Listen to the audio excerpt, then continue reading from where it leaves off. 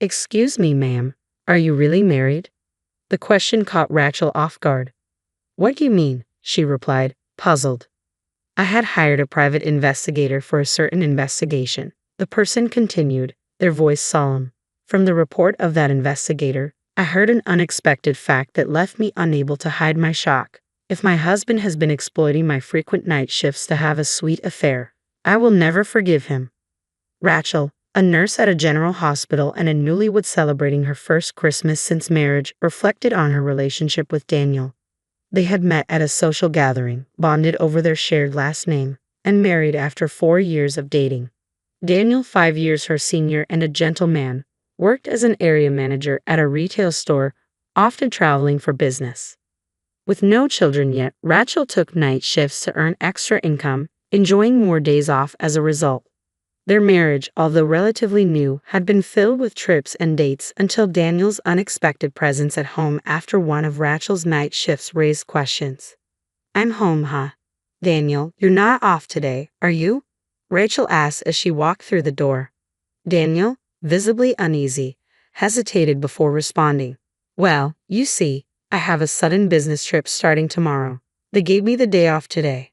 Rachel felt a pang of disappointment at the news of Daniel's upcoming week-long trip. She had been looking forward to their rare consecutive holiday, hoping for a slow evening together. "If it's for work," she sighed, trying to mask her disappointment. With no other option, I shifted gears and decided to drive Daniel to the airport. The drive took about 2 hours, and his flight to the head office in New York was another 2 hours. After bidding Daniel farewell at the airport, a place I rarely visited, I took a leisurely stroll and had lunch at a nearby famous cafe before returning home. Exhausted, I collapsed on the sofa and noticed an unfamiliar envelope under the TV stand. It must have been something Daniel, who was supposed to be on a business trip, had left behind. Feeling a twinge of guilt, I opened the envelope and found an album filled with pictures of Daniel, an unknown woman, and a little girl, possibly around 5 years old, in front of a kindergarten classroom dressed in a school uniform. What on earth is this? My mind raced. Could Daniel be having an affair? And with a single mother? Unforgivable infidelity. The word echoed in my mind, prompting me to dial Daniel's office. I feigned casual conversation, subtly asking about his supposed trip. To my shock, they informed me that Daniel was on bereavement leave. Moreover, there were rarely any business trips from their branch to the head office. Confusion set in. Daniel had claimed he was away on business, but he was actually on bereavement leave. I hadn't heard anything about it. He had been lying to get time off work just to meet with the woman and child in those photos. That was the only conclusion I could draw. Determined, I began searching for a detective agency. After settling on one, I planned to visit the next day. Yet throughout it all, I couldn't shake the realization that Daniel had been deceiving me for the entire 4 years we'd been together, fabricating these supposed business trips. A profound emptiness washed over me. Perhaps from exhaustion, I eventually drifted off to sleep. When I woke, it was already 6 a.m. the next day. With an appointment set for 10 a.m. at the detective agency, I carefully packed the envelope I found into a larger bag to ensure it wouldn't crease. As the appointed time approached, I walked through the gates of the detective agency for the first time in my life. The words I had rehearsed flew out of my head the moment I opened the office door. Inside, I found a young detective, barely in his mid-20s, dressed casually like a college student. Seeing my surprise, he greeted me with a casual smile. "You think I'm an immature-looking detective, don't you?" he said, lightening the mood. "Oh no, I'm sorry," I replied quickly. This is my first time in a place like this. I'm a bit nervous." He chuckled softly and gestured for me to sit on the sofa, ready to hear my story after a brief exchange. I placed the album, which had ignited my suspicions of Daniel's infidelity, on the table. True to his profession, the detective swiftly began gathering necessary evidence, making coffee with practiced ease. He carefully examined a copy of the photograph showing Daniel, the woman, and the little girl in front of the school. "This is likely a significant clue," he remarked, pointing out the clearly visible name of the school. Without delay, he searched for the preschool online and placed a call from another room. I couldn't see how he obtained the information, but soon he returned with news. The little girl in the photo was indeed enrolled at that preschool, currently on a leave of absence. Located in New York, the investigation would be costly, but I was determined. Despite being a nurse, I had been investing in stocks and forex since adulthood, achieving reasonable returns. Now, I resolved to use these funds for the investigation. The detective estimated the trip's duration uncertain, depending on how quickly we could gather evidence. Yet beyond financial concerns, what drove me was the deep humiliation of being deceived by my husband. I was determined to gather proof at any cost. The detective speculated that once Daniel returned home, the little girl might also resume attending preschool. The next day, I went to work as usual, hiding my turmoil beneath a facade of normalcy. I carefully replaced the envelope and its contents exactly where I had found them. Soon after, I received a message from Daniel, who was supposed to be away for a week, informing me, "Sorry, my business trip is extended by 3 more days. I'll be back on Sunday." Following our plan, I contacted the detective on the day Daniel was scheduled to return home. The detective, eager to begin, flew to New York the next day to initiate the investigation. That evening, I received a surprising call from him, revealing an unexpected development. "During the preliminary investigation, we've uncovered something unexpected," the detective started. "What do you mean?" I asked, bewildered. "I'll be back tomorrow. Can we meet soon?" I responded, urgency in my voice. I visited the detective's office promptly after finishing my night shift the next day, consumed by thoughts of Daniel's possible infidelity. Was he cheating after all? I asked the detective as soon as I arrived. The detective hesitated before responding, his expression grave. "No, I think the situation might be even more serious." His words made me swallow hard. "What do you mean?" "Firstly, it appears true that your husband took bereavement leave from his company. But Mrs., are you sure you're really married to Daniel?" he asked, his tone cautious. "What are you implying?" "We officially registered our marriage 6 months ago," I protested. "In fact," the detective continued, "I followed Daniel and your daughter back from her kindergarten in New York and found their home. According to locals, Daniel has been living alone there for the past 4 years, only returning to New York a few times a year." The revelation hit me like a thunderbolt, leaving me speechless and struggling to comprehend what I had just heard. "I heard he stayed for about a week for his father-in-law's funeral in New York." "No way," I stammered, unable to find words. "Since you and Daniel originally had the same last name, it's hard to say anything definitive at this stage. But I would suggest checking at the city hall," the detective advised after I expressed my gratitude. Following his advice, I went straight to City Hall. There, I requested a copy of the residency certificate for my entire household. What I saw in the document stunned me. Only my name was listed. "No way, there must be some mistake," I exclaimed, feeling a surge of confusion. I appealed to the female City Hall staff member assisting me. She looked distressed as she replied, "Even if you say so, we couldn't find any record of your marriage." Desperate and near tears, I pleaded, "Please check again. My husband's name is Daniel." Despite my pleas, the staff member apologized repeatedly, her remorse genuine. Amidst my overwhelming confusion, I recalled the day we registered our marriage. It was a work day for me, but Daniel insisted it had to be done on that particular auspicious day. I had gone alone to the city hall to submit our marriage registration. Never did I imagine it hadn't been processed. Allowing tears to flow freely, my emotions gradually settled. I apologized and bowed my head before leaving City Hall. On my way home from my night shift, all I could think about was how exhausting everything had become. Drained, I fell asleep on the sofa, contemplating my next steps.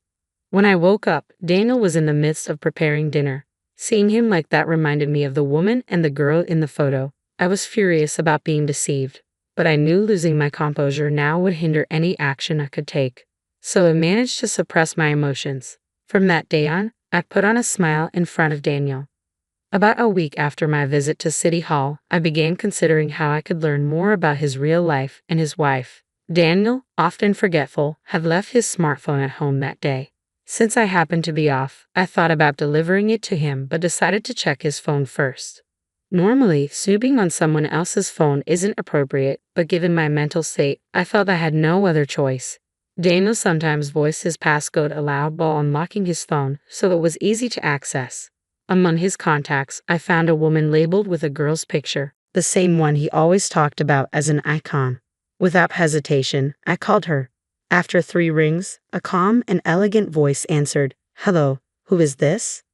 Are you Mrs. Daniel Smith? I asked directly. The woman sounded puzzled but replied, Yes, I am. But who are you? I'm someone Daniel met during his work travels, I explained carefully. It's hard for me to say this, but we are living together now. So there really is a woman he's been visiting.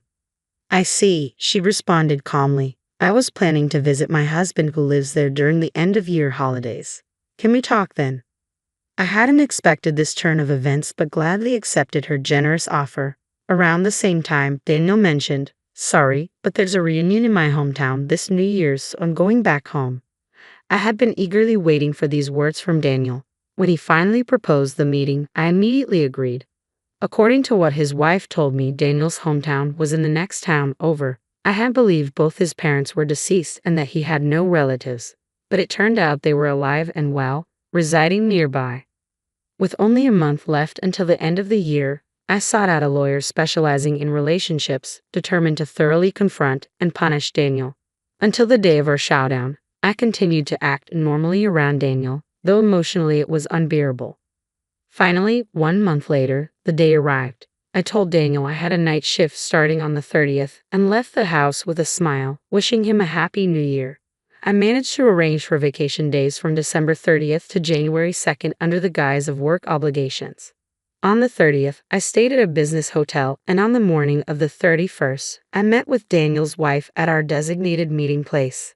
There I saw an elegant woman, just as she appeared in the photos, Mary. She had married Daniel 6 years ago, and they had a 5-year-old daughter. After a brief introduction, Mary and I began to execute our plan. Mary had flown in from New York with her parents and daughter. After leaving her daughter with her mother and father in their hotel room, we headed to Daniel's family home. Mary had already spoken to Daniel's parents beforehand, so I was surprised when they greeted me with deep bows upon seeing me. As planned, on the evening of the 31st, Daniel opened the door to his parents' living room. I'm home, he announced. Welcome back. The woman who greeted him with a smile was not his mother, nor was it Mary. It was me. Daniel paled. Why are you here? He stammered. I faced Daniel calmly with a smile. What's this? Weren't you married to me? Daniel was stunned into silence. Before he could respond, Mary spoke up quietly. What's the meaning of this, Daniel? We just had a baby and needed help from our parents. I asked you to work away from home, but behind our backs, you've been leading a double life and having an affair. Mary's words hung in the air, delivered with such certainty that for a moment, I felt a chill run down my spine. I'm just glad we're on the same side now. I began, directing my anger at Daniel. Every time you said you were going on a business trip, you were actually meeting with your family. You were married. Why did you approach me? Did you think you could deceive me? This is marriage fraud, you scum. When I asked your company about your business trips, they said you hardly ever go on them. What were you thinking? You have such a beautiful wife and an adorable daughter at home. I was such a fool to believe your lies. Confronted by both of us, Daniel's smirk suddenly broke into laughter. I wonder how I was found out, he mocked. Living a double life was fun, especially with Rachel working nights. It was easy to deceive you because we have the same last name, and you were mostly working nights. Upon hearing these callous words, Daniel's mother, who couldn't believe her son's deceit, gave him a punch in the face. I looked at Daniel sternly and continued. Besides me, you had 3 other lovers, didn't you? I thrust the incriminating photos at him. Startled, Daniel sputtered, What is this? Are you stalking me? I'll sue you. These are all pieces of evidence gathered by a private investigator I hired because I suspected you were having an affair. I retorted firmly. We're going to make you pay damages to both Mary and me. As I spoke with resolve, Daniel collapsed to the floor, begging for mercy. I'm sorry. Just spare me the damages. I'll continue my relationship with both of you. Just spare me the damages. I was speechless with disbelief. It seemed he was broke from spending too much on his other lovers. I didn't care anymore. Leaving Daniel's childhood home, I told him, I don't even want to speak to you anymore. Let's handle the rest through our lawyers. Afterwards, I worked with my lawyer to file a claim for compensation on grounds of bigamy. I was grateful when the money was successfully recovered. Feeling guilty towards Mary, I offered her some of the compensation, but she refused. In fact, she thanked me for the evidence I provided, and we became friends. According to Mary, she collected compensation from Daniel's other girlfriend and ended her relationship with him. She made sure to secure her fair share of alimony and child support. It turned out one of his mistresses was a colleague, and Daniel was demoted at work, sent to a subsidiary company. At the new company, he was reportedly bossed around by a younger employee and cried every day. He couldn't quit his job because he needed the money to pay off the compensation. Meanwhile, I moved out of the house I had shared with Daniel, renting a place that suited me perfectly for living alone. I embrace a carefree life, visiting New York a few times a year and maintaining a friendship with Mary and her daughter. The crystal champagne flute shatters in my grip, sending a spray of expensive bubbles across the marble floor of the grand ballroom. 100 faces turn toward me, but I only see Victoria's smirk as she continues her speech. While we welcome Nina into our family, let's hope she can elevate herself to meet the standards our social circle expects. Though given her background, that might be quite the challenge. My palm stings where a shard of glass has drawn blood. I want to scream, to throw the rest of the broken stem at Victoria's perfectly made-up face, but I stand frozen as titters of laughter ripple through the crowd. Ryan, my fiancé, chuckles beside me. Actually chuckles. His hand finds my waist, squeezing too tight, a warning disguised as affection. Mother's just teasing, darling. You know how she gets after a few drinks. Victoria isn't drunk. Her eyes are sharp as razors as she raises her own glass. To the happy couple, may Ryan's charitable nature continue to shine through. More laughter. More knowing looks exchanged between women dripping in diamonds and men in tailored suits worth more than my monthly salary. I'm drowning in a sea of Cartier and Chanel, and everyone's watching me go under. Excuse me, I manage to whisper, pulling away from Ryan's grip. He lets me go with a dismissive wave, already turning to accept congratulations from some business associate. I weave through the crowd, ignoring the whispers that follow. The bathroom seems miles away, but I finally push through the heavy door, grateful to find it empty. Blood drips from my palm into the pristine white sink. Nina? My father's voice comes from outside. Sweetheart, are you in there? Just a minute. I run water over the cut, watching pink swirl down the drain. The woman in the mirror looks like a stranger. Designer dress carefully chosen to fit in, hair and makeup done by professionals Victoria insisted on hiring. All that effort, and they still see right through the facade to the girl from the wrong side of town. I open the door to find Dad waiting, his bow tie slightly crooked as always. The concern in his eyes makes my throat tight. I saw what happened out there, he says quietly. That woman... Don't. I shake my head. Please, Dad, I can handle it. Can you? Because from where I'm standing, you're letting them... You don't understand. Ryan's different when we're alone, and his connections could help your theater company expand. Get that downtown venue you've always wanted. Dad's face hardens. Is that what this is about? Nina, I didn't raise you to... The bathroom door swings open, and Evelyn slips in, her camera still hanging around her neck. As the official photographer for the engagement party, she's witnessed everything. Your future mother-in-law is looking for you, she says, her expression grim. Something about wanting to discuss the wedding color scheme. Apparently, your choices are embarrassingly pedestrian. I straighten my spine, smooth my dress. Of course she is. Nina! Dad catches my arm as I move to leave. You don't have to do this, any of it.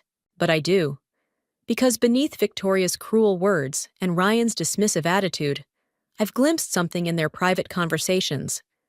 Something about property deals and zoning changes that would destroy the arts district, including Dad's beloved theater. They don't know I've seen the documents Ryan left open on his laptop or heard Victoria's late-night phone calls about clearing out the cultural riffraff. I'll be fine, I tell Dad, forcing a smile. It's just pre-wedding jitters, right? Evelyn catches my eye, and I know she sees through the lie. She was there last week when I discovered the truth about Ryan's business plans, about why he really proposed to the daughter of a prominent theater director. I touch the cut on my palm, letting the sting fuel me. Victoria wants to talk about color schemes? Fine. I'll smile and nod and play the grateful future daughter-in-law. For now. But they have no idea what's coming. The theater's empty seats stare back at me, like 1,000 accusing eyes as I sit in the back row, watching Dad direct his latest production. His voice echoes through the space, patient but firm as he guides his actors through a difficult scene. Again, from the top. Remember, this isn't just about the words, it's about what's left unsaid. My phone buzzes. Another text from Ryan. Dinner with Mother tonight. Wear something appropriate this time. I switch the phone off and sink lower in my seat, the velvet cushion scratching against my neck. Dad's always said theater seats are designed to keep you alert, engaged. Right now, I wish they'd swallow me whole. That's enough for today, Dad calls out. Great work, everyone. We'll pick this up tomorrow. As the actors file out, Dad spots me and makes his way up the aisle. Didn't expect to see you here. Thought you had wedding planning with Victoria today. Postponed. Apparently, my taste in centerpieces is as pedestrian as my color choices. The words come out bitter, sharp-edged. Dad settles into the seat beside me, his familiar cologne mixing with the theater's dusty air. You know, when I married your mother. Please, not the divorce story again. Actually, I was going to talk about before that, when her parents thought I wasn't good enough, that theater would never pay the bills. He pauses, studying my profile. The difference was, your mother stood up to them. The implication hangs heavy between us. I stand abruptly, pacing the narrow aisle. Ryan loves me. He's just under a lot of pressure with this new development project. The one that conveniently requires rezoning the entire arts district? I freeze mid-step. How did you? I'm not completely out of touch, Nina. I have friends on the city council. Dad's voice hardens. Friends who've mentioned some interesting meetings between Ryan's company and certain officials. My hands start to shake. It's not what you think. No?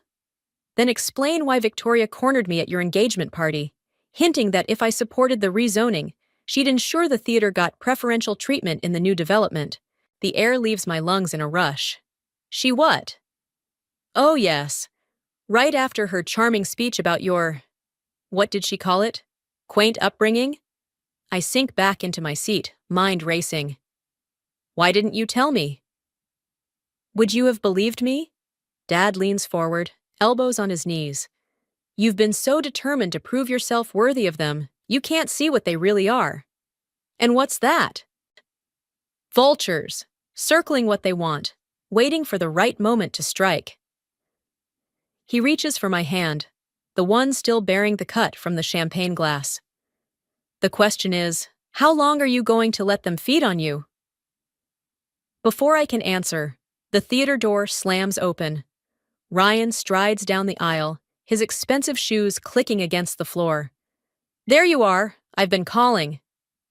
Phone's off, I mutter, pulling my hand from Dad's grip. Ryan's smile doesn't reach his eyes. Mother's chef is preparing something special. We shouldn't keep her waiting. He glances dismissively at Dad. Evening, Michael. Hope you're considering our proposal about the theater. Dad stands slowly, drawing himself to his full height. Actually, I was just telling Nina about that. Interesting timing, don't you think? Something flickers across Ryan's face. Surprise? Fear? Before his mask slips back into place. Business is business, family is family. Let's not confuse the two. Funny, Dad says. I thought they were exactly the same thing to you people. Ryan's hand closes around my arm, gentle but insistent. We really should go, darling. Mother hates when dinner gets cold. I let him pull me to my feet, avoiding Dad's gaze. But as we reach the door, I hear him call out, Nina, remember what I said about what's left unsaid? I turn back, but Dad's already walking away, disappearing into the shadows of his beloved theater. Ryan tugs me through the door into the harsh fluorescent light of the lobby. Your father needs to learn his place, he mutters, checking his watch. The sooner this rezoning goes through, the better. I say nothing, but my cut palm throbs with each beat of my heart, a steady rhythm that sounds suspiciously like, vultures, vultures, vultures. The laptop screen casts a ghostly glow across Ryan's home office at 3 a.m. My hands hover over his keyboard, guilt warring with determination as I scroll through his emails. I shouldn't be here, shouldn't be doing this. But Dad's words keep echoing in my head. Vultures circling what they want. A folder labeled Arts District Acquisition catches my eye.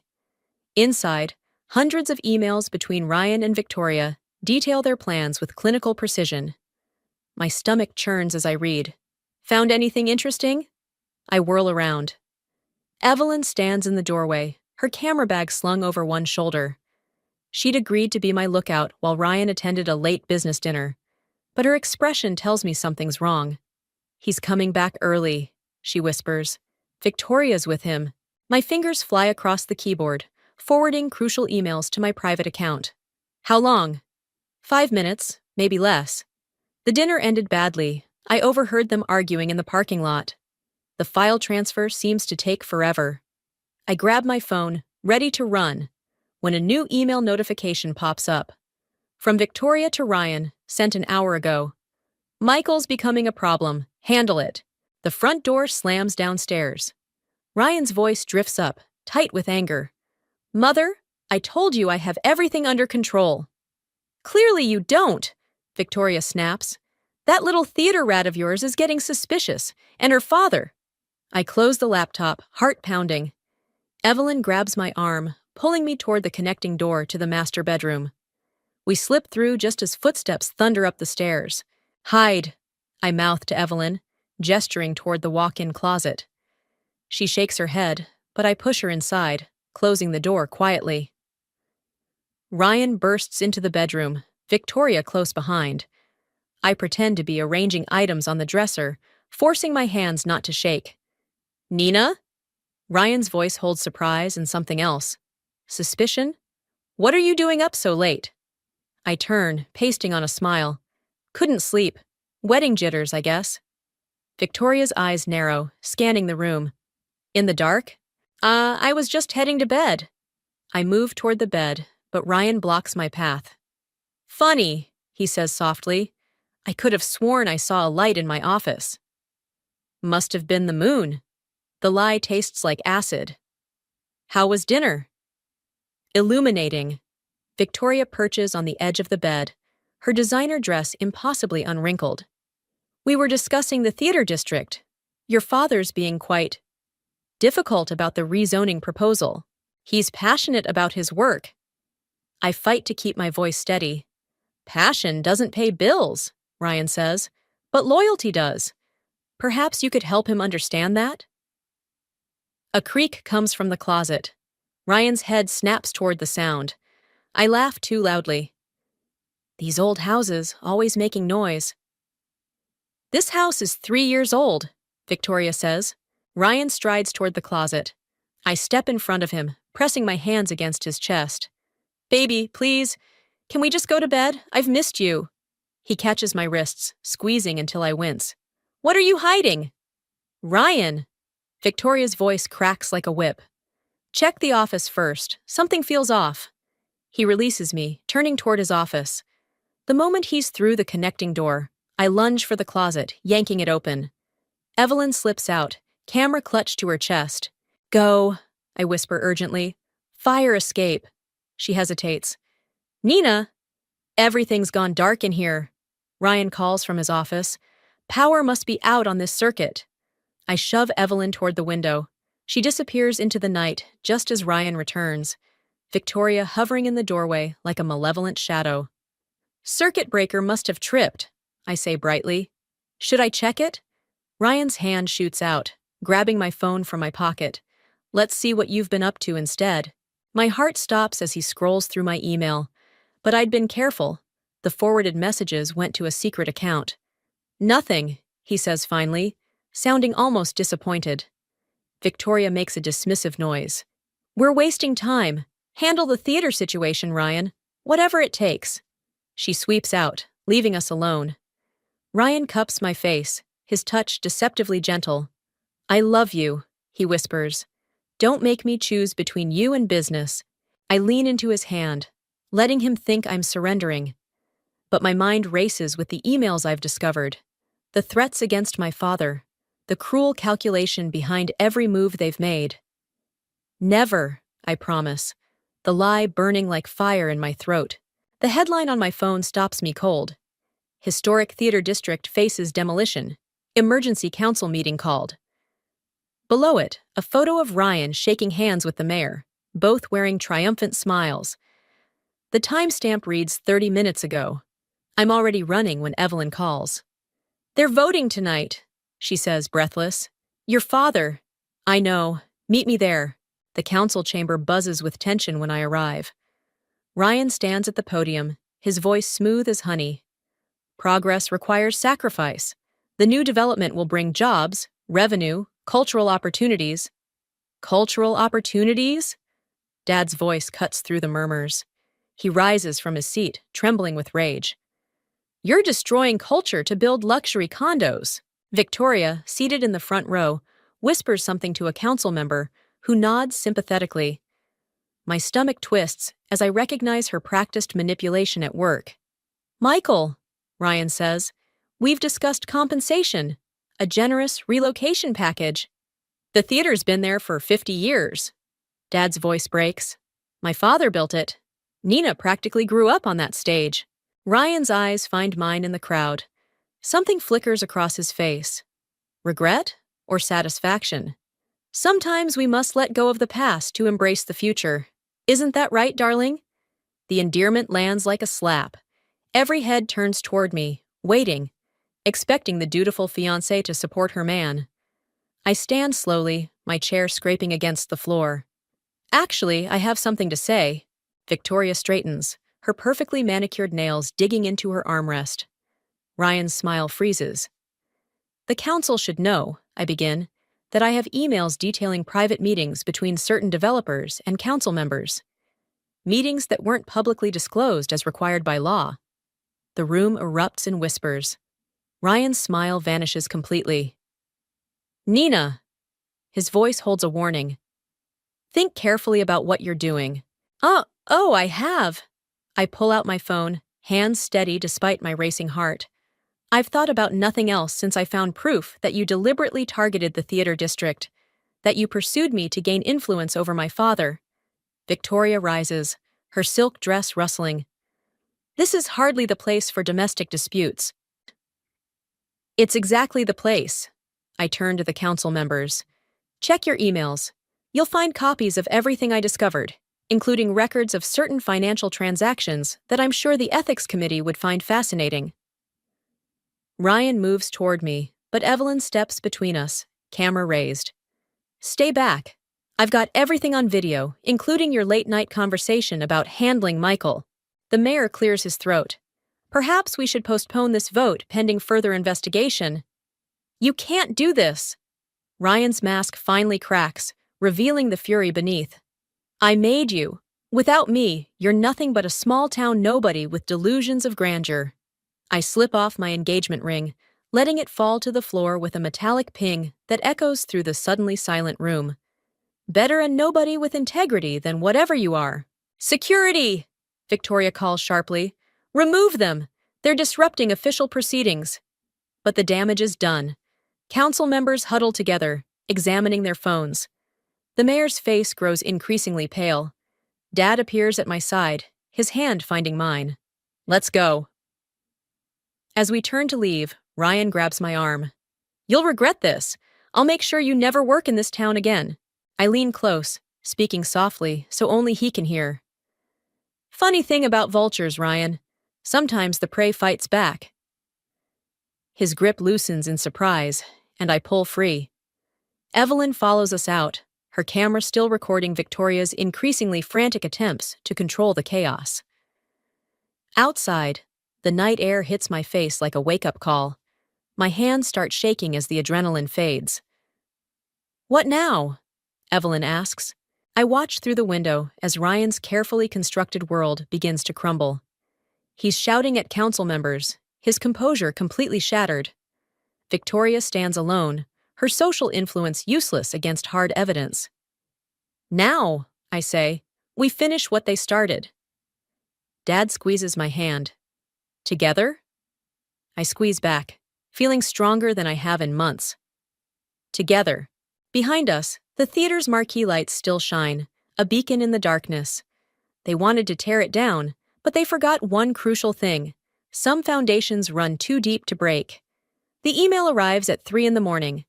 My entire client portfolio, gone. Transferred to other designers at the firm. The message is polite, corporate. Restructuring due to concerns about recent personal conflicts affecting professional relationships. Ryan's first countermove. I forward it to Evelyn, then dial Dad's number with trembling fingers. It rings twice before dropping to voicemail. Try again. Same result. A third time. Nothing. The theater's emergency exit yields to my key, decades of rust protesting as I push it open. The backstage area stands silent, ghost-like, but light spills from under Dad's office door. Dad? I push it open. The office is empty, papers scattered across his desk like fallen leaves. His phone lies abandoned next to an overturned coffee cup, brown liquid still seeping into production schedules and set designs. Looking for Michael? I spin around. Victoria emerges from the shadows, elegant even at this hour. Fascinating building, this theater. So many hidden corners, so many vulnerabilities. Where is he? Having a drink with Ryan, discussing the future of this charming establishment. Her smile doesn't reach her eyes. You've forced our hand, Nina. We preferred to handle this civilly. My phone buzzes. A text from Ryan. Father-son chat at the Maxwell. Come alone or the theater gets demolished tomorrow. You can't do this. Can't we? Victoria trails her fingers along Dad's desk. Your little council performance was impressive, but did you really think we wouldn't have contingencies? The mayor owes us far more than he owes you. Another text arrives, from Evelyn. Got the files. Meeting source in 20. Don't do anything stupid. Victoria watches me, head tilted. You know what fascinates me most about you, Nina? You actually believe you're fighting for justice. But this? She gestures around the office. This is just revenge, and revenge makes people sloppy. Like threatening my father makes you sloppy? Oh, that's not a threat. That's a negotiation strategy. She pulls a folder from her designer bag. Inside are documents showing years of tax irregularities at this theater. Minor things, easily overlooked, until someone decides to look closely. My hands clench. Those documents are fake. Does it matter? By the time the truth comes out, the theater will be rubble. She sets the folder down. Unless I back off. Smart girl. Victoria moves closer, her perfume suffocating. Ryan still loves you, you know. This could all go away. The theater stays standing, your father's reputation intact, your job restored. One word from you. My phone buzzes again. Evelyn. Source confirms Victoria's involvement in 3 other demolished historic sites. Meeting reporter in an hour. Thick walls in here, Victoria muses, running her hand along the vintage woodwork. I wonder if they're as fireproof as building codes require? The threat hangs between us like smoke. I think of Dad sitting with Ryan, probably being fed the same mix of threats and false promises. Think of the emails I have, the evidence Evelyn's gathering. One public exposure, and it's over. But one anonymous tip about building violations, one mysterious electrical fire. Tick-tock, Nina. Victoria heads for the door. The Maxwell, 1 hour. Come alone, pledge to drop everything, and this all ends happily. She pauses. Or stick to your principles and watch everything you love burn. After she leaves, I sink into Dad's chair, surrounded by the chaos of his scattered papers. My phone shows 3 messages. Evelyn. Ready when you are. Say the word. Dad. Don't worry about me. Do what's right. Ryan. Last chance, darling. Don't make me choose between you and business. The theater creaks around me, decades of stories echoing through its bones. How many performances have played out on that stage? How many tales of revenge, of justice, of choices that damn or redeem? I reach for my phone, fingers hovering over the keypad. The right move is clear. Expose them, damn the consequences. But the smart move. Victoria's wrong about one thing. This isn't about revenge anymore. It's about survival. And sometimes, survival requires a performance of its own. I start typing. On my way to the Maxwell. Let's talk. Then a separate message to Evelyn. Execute Plan B, now. The Maxwell looms before me, its Art Deco facade gleaming with old money and secrets. Through the window, I see Ryan and Dad at the bar, their profiles harsh under vintage lighting. Dad's shoulders are tense, his drink untouched. Right on time. Victoria materializes beside me, her smile sharp as broken glass. Shall we? Inside, the air feels thick with cigarette smoke and wealth. Ryan stands as we approach, but Dad doesn't turn around. Nina! Ryan's voice carries that familiar warmth, the one that used to make me feel special. Now it just sounds like another performance. I knew you'd make the right choice. Did I? I slide onto the bar stool next to Dad. Because from where I'm sitting, this looks a lot like coercion. Victoria signals the bartender. Such an ugly word. We prefer mutual understanding. Dad? I touch his arm. He finally looks at me, and my heart stops. His eyes are red, defeated. What did they do? Show her, Michael. Victoria's voice drips honey-coated poison. Dad pulls out his phone, hands shaking as he plays a video. The theater's interior appears, but something's wrong. Water pours from the ceiling, destroying sets and costumes. The historic curtain, hand-painted decades ago, bleeds red dye onto the flooding stage. Tragic accident, Ryan murmurs. Sprinkler malfunction. Insurance might cover it, if the right people support that conclusion. My phone vibrates. Evelyn. In position, waiting for signal. What do you want? I ask, though I already know. Victoria places a stack of papers before me. Retraction of all allegations, public reconciliation. The wedding proceeds as planned. And if I refuse? Then the theater isn't the only thing that'll drown. Ryan's mask slips, showing something ugly beneath. Your father's reputation, your career, every relationship you've ever built. We'll destroy it all. Another text. Reporter ready, say the word. I reach for the papers, pen hovering above the signature line. Dad's hand covers mine. Don't, he whispers. Please. I have to. My voice breaks. They'll take everything. They already have. He stands suddenly, facing Ryan. You want to destroy something? Start with me. Leave my daughter out of it. Ryan laughs. Bit late for paternal protection, isn't it? Besides, Nina's a big girl. She can make her own choices. I sign the papers, each letter feeling like a betrayal. Victoria snatches them up with a triumphant smile. Now, she purrs, about that wedding announcement. The bar's TV flickers to life. Breaking news. My heart pounds as I recognize the reporter, Evelyn's contact. Breaking tonight. Exclusive evidence of systematic corruption in city development projects. Ryan lunges for the remote, but it's too late. The screen fills with documents, emails, recordings. Everything we gathered. Everything I didn't tell them about.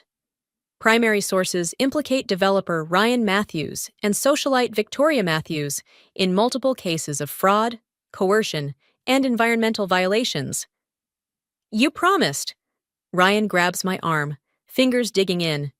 You signed. I signed your papers. I pull free. Evelyn released the evidence. Victoria's face contorts. You stupid girl. You have no idea what you've done. She reaches into her purse.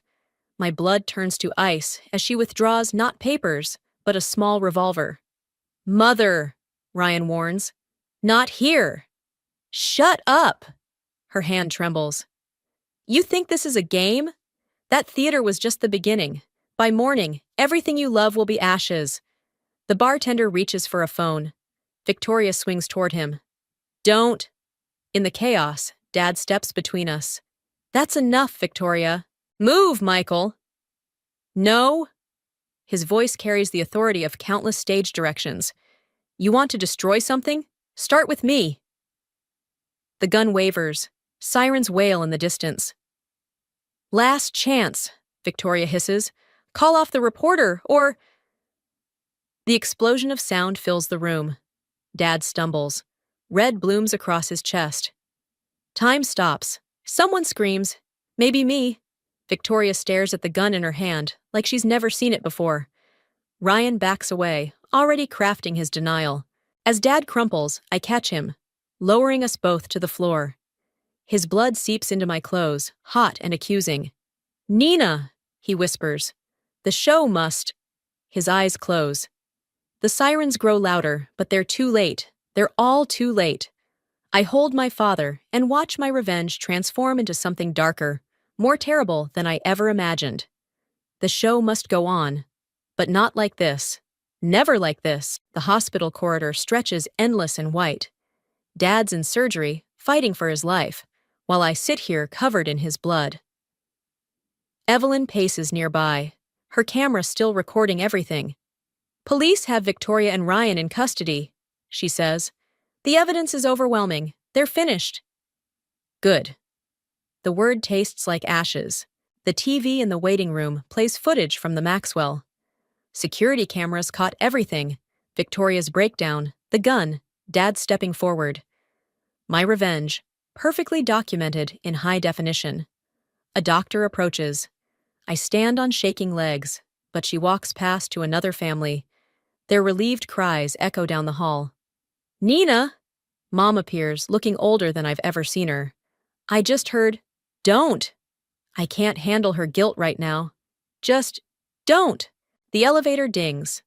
2 detectives emerge, their faces grim. "Miss Walker, we need your statement." Before I can respond, Ryan's voice rings out. "Nina!" He's in handcuffs, flanked by officers. Victoria's nowhere in sight. They must be processing them separately. 2 minutes, his escort says, maintaining a firm grip. Ryan steps closer, his perfect facade cracked beyond repair. "I can fix this. Mother's unstable. Everyone saw that. I'll testify." Trying to save yourself again? My voice sounds distant, hollow. That's all you've ever done, isn't it? Save yourself, no matter who gets hurt. You don't understand. She's been like this since Father died. Controlling, paranoid. He leans in, desperate. "Help me take her down, and I'll make sure you and Michael are taken care of." A laugh bubbles up, bitter as poison. "Still negotiating? Dad's fighting for his life because of you. Because I wanted revenge so badly, I couldn't see what it would cost." "Nina, please." "You want to know something funny?" I stand, Dad's blood flaking off my clothes. "I actually loved you. Even after I discovered your plans, part of me hoped there was something real beneath all the lies." His mask slips completely. "There was. There is. Everything I did was for business. Family is business, remember?" The elevator opens again. Victoria emerges in handcuffs, escorted by more officers. Our eyes meet. For a moment, I see something familiar in her face. The same desperate need for control that drove my own actions. "I should thank you," I tell her. "You taught me something important about revenge." She straightens, trying to maintain dignity despite the handcuffs. "And what's that?" It's just another form of control. You couldn't stand that Dad had something real. Respect, talent, integrity, things you could never buy or manipulate. So you tried to destroy it." "I was protecting my son," she spits. "Everything I built." "You built nothing. You just tore things down and called it progress." Ryan starts to speak, but a commotion down the hall cuts him off. Medical staff rush past, alarms blaring. "Code blue, or 3. Code blue." The world stops. That's Dad's operating room. I run, ignoring shouts behind me. Through double doors, past startled nurses. The observation window shows a flurry of activity around a still form on the table. "Clear!" The body arches. Nothing. Again! Mom appears beside me, gripping my hand. We watch together as they fight to restart Dad's heart. Behind us, I hear Ryan and Victoria being led away, their voices fading into insignificance. All my carefully planned revenge, All their schemes and manipulations. None of it matters now. "Come on, Dad," I whisper. "The show's not over." The monitor flatlines. Then, a beep. Another. The surgeon looks up, nods once. My legs give out. Mom catches me, and for the first time since the divorce, we hold each other and cry. Hours later, as Dad sleeps in recovery, Evelyn shows me the news. Ryan's company is imploding. Victoria faces attempted murder charges. Their empire crumbles in real time, but I feel no satisfaction. "Was it worth it?" Evelyn asks softly. I watch Dad's chest rise and fall, each breath a reminder of how close I came to losing everything that matters. "No," I answer, "but maybe that's the point." The morning sun breaks through the window, painting the room in shades of possibility. Not redemption. Some things can't be redeemed. But perhaps something else. Something real. The theater's grand reopening draws a smaller crowd than usual, but every face belongs to someone who stood by us through the storm. Evelyn captures it all through her lens. The restored curtain, the polished woodwork, the subtle changes that make something old feel new again. Dad insists on directing from his wheelchair, though his doctors advised against it. "Places everyone!" His voice carries the same authority it always has, even if it tires him more quickly now. I watch from the wings as the actors take their positions. My phone buzzes. Another news alert about Ryan's sentencing tomorrow. I delete it without reading. Some stories don't need an audience. "Nervous?" Mom appears beside me, clipboard in hand. She's been managing the theater's finances since Dad's recovery began, her journalist's eye for detail catching every discrepancy. "Not nervous," I say. "Just—" "I know." She squeezes my shoulder. The gesture feels new and ancient at the same time. The house lights dim. In the darkness, I hear Victoria's voice in my memory. "Revenge makes people sloppy." She wasn't wrong, but she wasn't entirely right either. The curtain rises on our first production since that night at the Maxwell. Dad chose The Tempest, a story about power, revenge, and the choice to break cycles of destruction. I helped design the sets, incorporating elements of the theater's own history into every scene. From my position backstage, I can see the empty box seats where Ryan and Victoria once sat, planning their empire's expansion. Now Victoria faces years in prison, while Ryan testified against her for a lighter sentence. In the end, they destroyed each other more thoroughly than my revenge ever could. A movement catches my eye. In the last row, barely visible, sits an elderly woman I've never seen before. But something in her rigid posture, her careful isolation, seems familiar. She meets my gaze and nods once. Victoria's mother. The woman she spent her life trying to impress, to outmaneuver, to become. I start to move toward her, though I'm not sure why. Dad's voice stops me. "Nina!" He gestures to the stage. "It's time." The actors pause, waiting. This is where I'm supposed to trigger the mechanical storm, the pivotal moment where Prospero confronts his enemies and chooses mercy over vengeance. I look back at the last row. The seat is empty. My hand hovers over the effects controls. In the spotlight, our Prospero speaks the lines that have echoed in my head for weeks. Though with their high wrongs I am struck to the quick, yet with my nobler reason, 'gainst my fury, do I take part. Dad wheels closer, his hand finding mine on the controls. Together, we create the Tempest, not to destroy, but to transform. The stage fills with sound and fury, but beneath it all runs something deeper. Something like forgiveness, though that's not quite the right word. The audience gasps at the technical display, unaware of the real magic happening in the wings. A father and daughter healing, a family rebuilding, a cycle breaking. After the show, as the crowd filters out, Evelyn shows me her photos. Among them is a shot I didn't expect. Me and Dad at the controls, our faces illuminated by stage lights, both smiling despite everything. Or maybe because of everything. "Keep it," she says, "for the archive." I tuck the photo into the theater's historical display, next to playbills spanning decades. My engagement ring isn't there anymore. I sold it to help fund the repairs. But something else catches the light. Dad's old director's whistle, hung like a talisman against whatever storms might come. Ready to go? Mom calls. She and Dad are waiting by the exit, arguing good-naturedly about tomorrow's rehearsal schedule. I take one last look at the empty stage. Somewhere out there, Ryan and Victoria are facing their own final acts. Part of me hopes they find their way to better stories. A smaller part knows they probably won't. But that's not my story anymore. Coming, I say, and turn toward the exit where my family waits. The ghost light comes on automatically as we leave, keeping watch until tomorrow's performance. Its single bulb casts long shadows that dance across the stage like memories, or possibilities, or both. The sound of shattering crystal pierced the elegant dining room, followed by my mother's shrill laughter. Not the warm kind, the type that slices through conversation like a blade. I watched my father's face drain of color as the remnants of his vintage wine collection dripped down the cream wallpaper. I'm Catherine, and this was the moment I decided my mother had to pay. Really, Michael? Mother's voice dripped with disdain. You can't even afford to maintain your precious wines properly. Those racks were clearly unstable. She dabbed her napkin delicately at non-existent wine spots on her designer blouse. The entire family sat frozen around the mahogany table.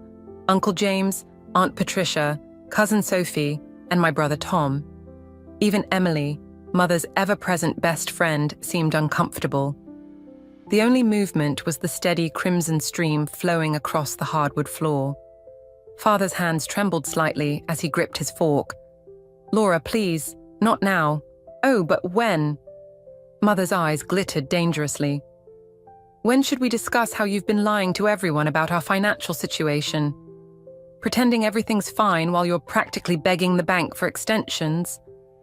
I gripped my knife harder, knuckles white. The metal felt cool against my palm. Mother, Tom started, but she cut him off with a wave. Your father, she announced to the table, has been living beyond his means for years. All those business dinners, client meetings, just desperate attempts to maintain appearances. And now we're all paying the price. Father's shoulders slumped.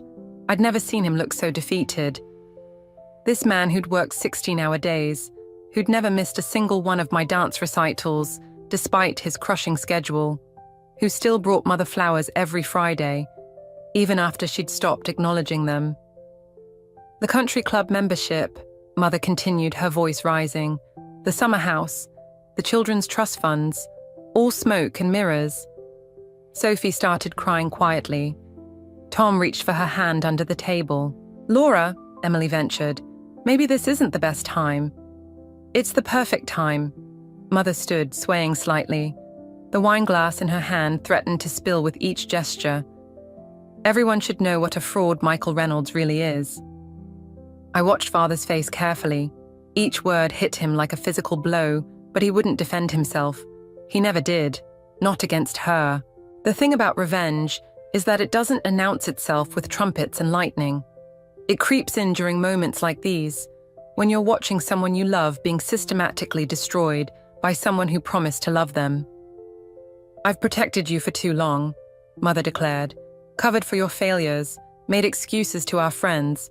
Well, I'm done. That's when I saw it, the slight curl of satisfaction at the corners of her mouth. This wasn't a spontaneous outburst. She'd planned this humiliation, invited the family specifically to witness it. Even the wine rack's collapse seemed suspiciously timed. I stood up slowly, my chair scraping against the floor. The sound drew everyone's attention, even Mother's. Sit down, Catherine, she snapped. This doesn't concern you, but it did. Every scheme, every manipulation, every calculated cruelty. It had all been building to this moment. I'd spent years watching her orchestrate these little incidents, each one designed to chip away at Father's dignity. Actually, I said, my voice steadier than I felt, I think it concerns all of us. Mother's eyes narrowed. Don't test me, young lady. Or what? I stepped away from the table. You'll reveal my secrets too? Go ahead. Unlike Father, I don't have anything left to lose. The room fell silent except for the steady drip of wine hitting the floor. Mother and I stared at each other across the ruins of what was supposed to be a family dinner. In her eyes, I saw something I'd never noticed before. Fear. She knew. She knew that I'd finally seen through her carefully constructed facade.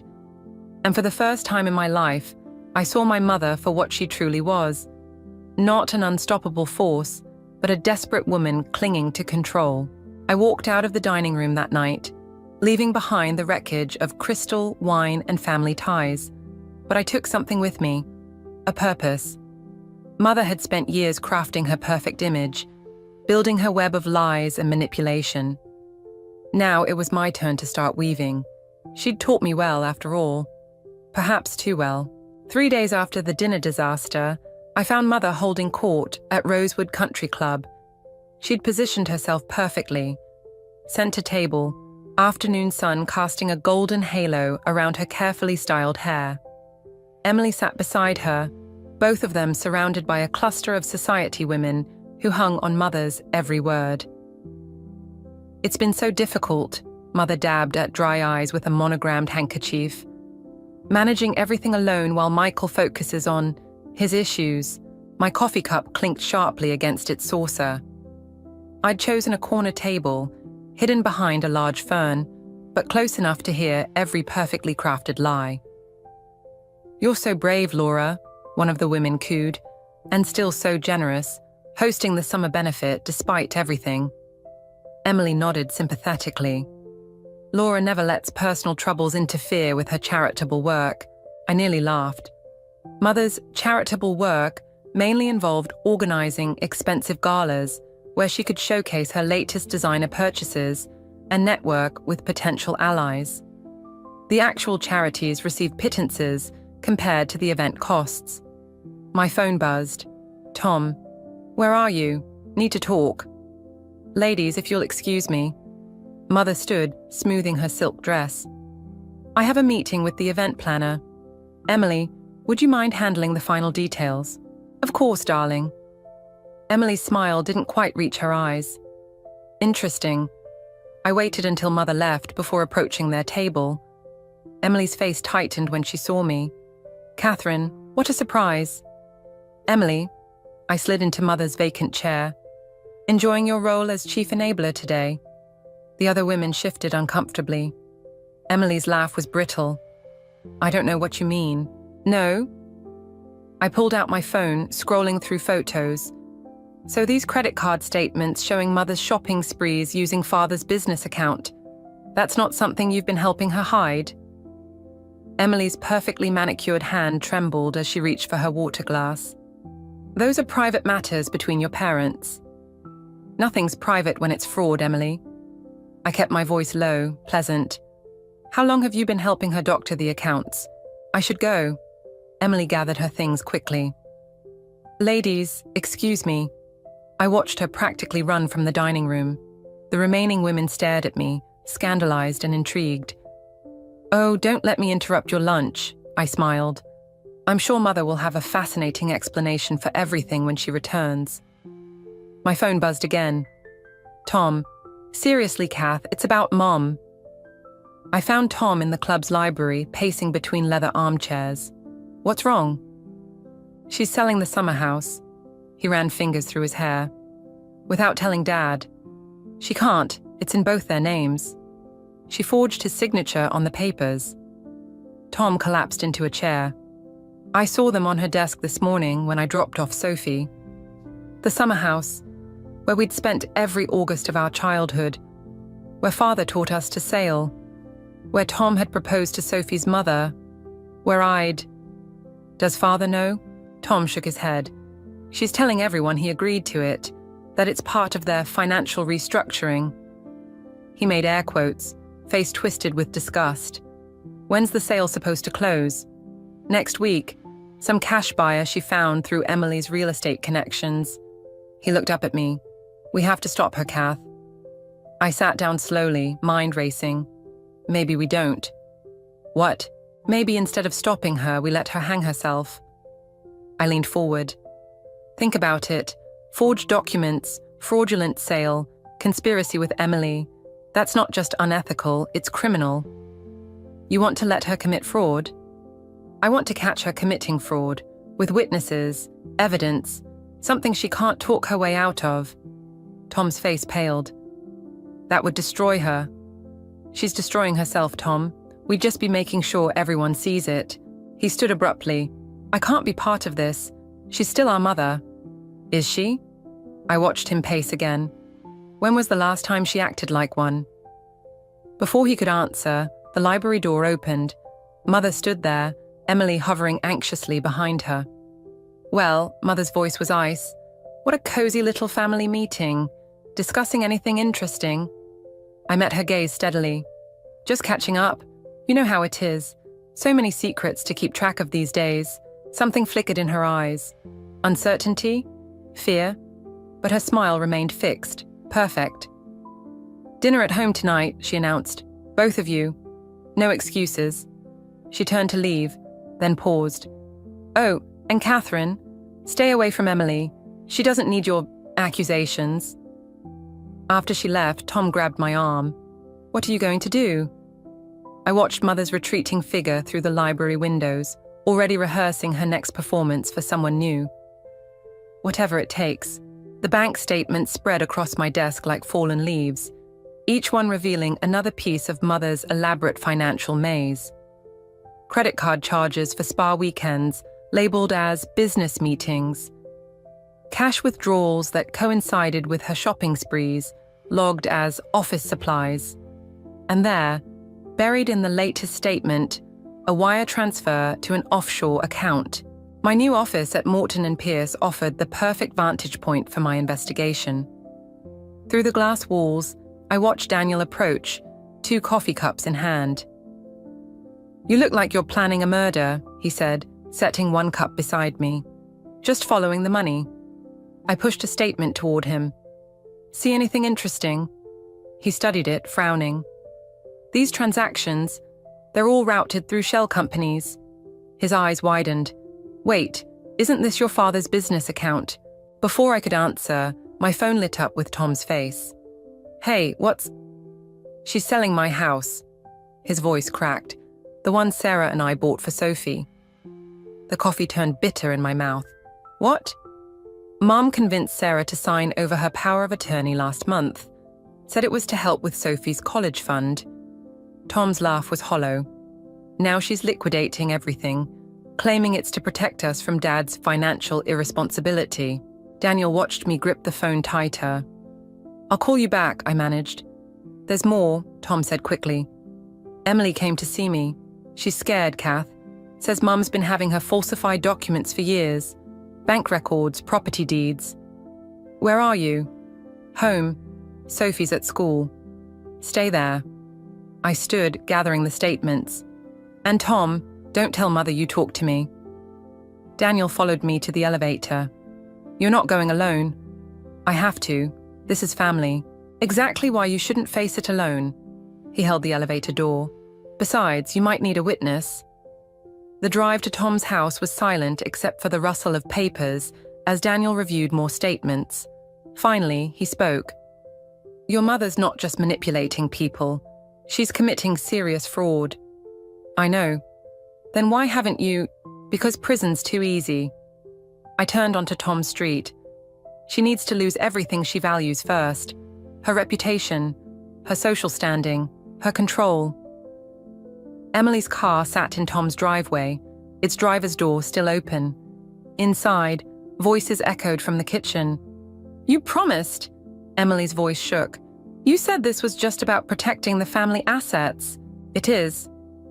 Mother's tone was silk over steel.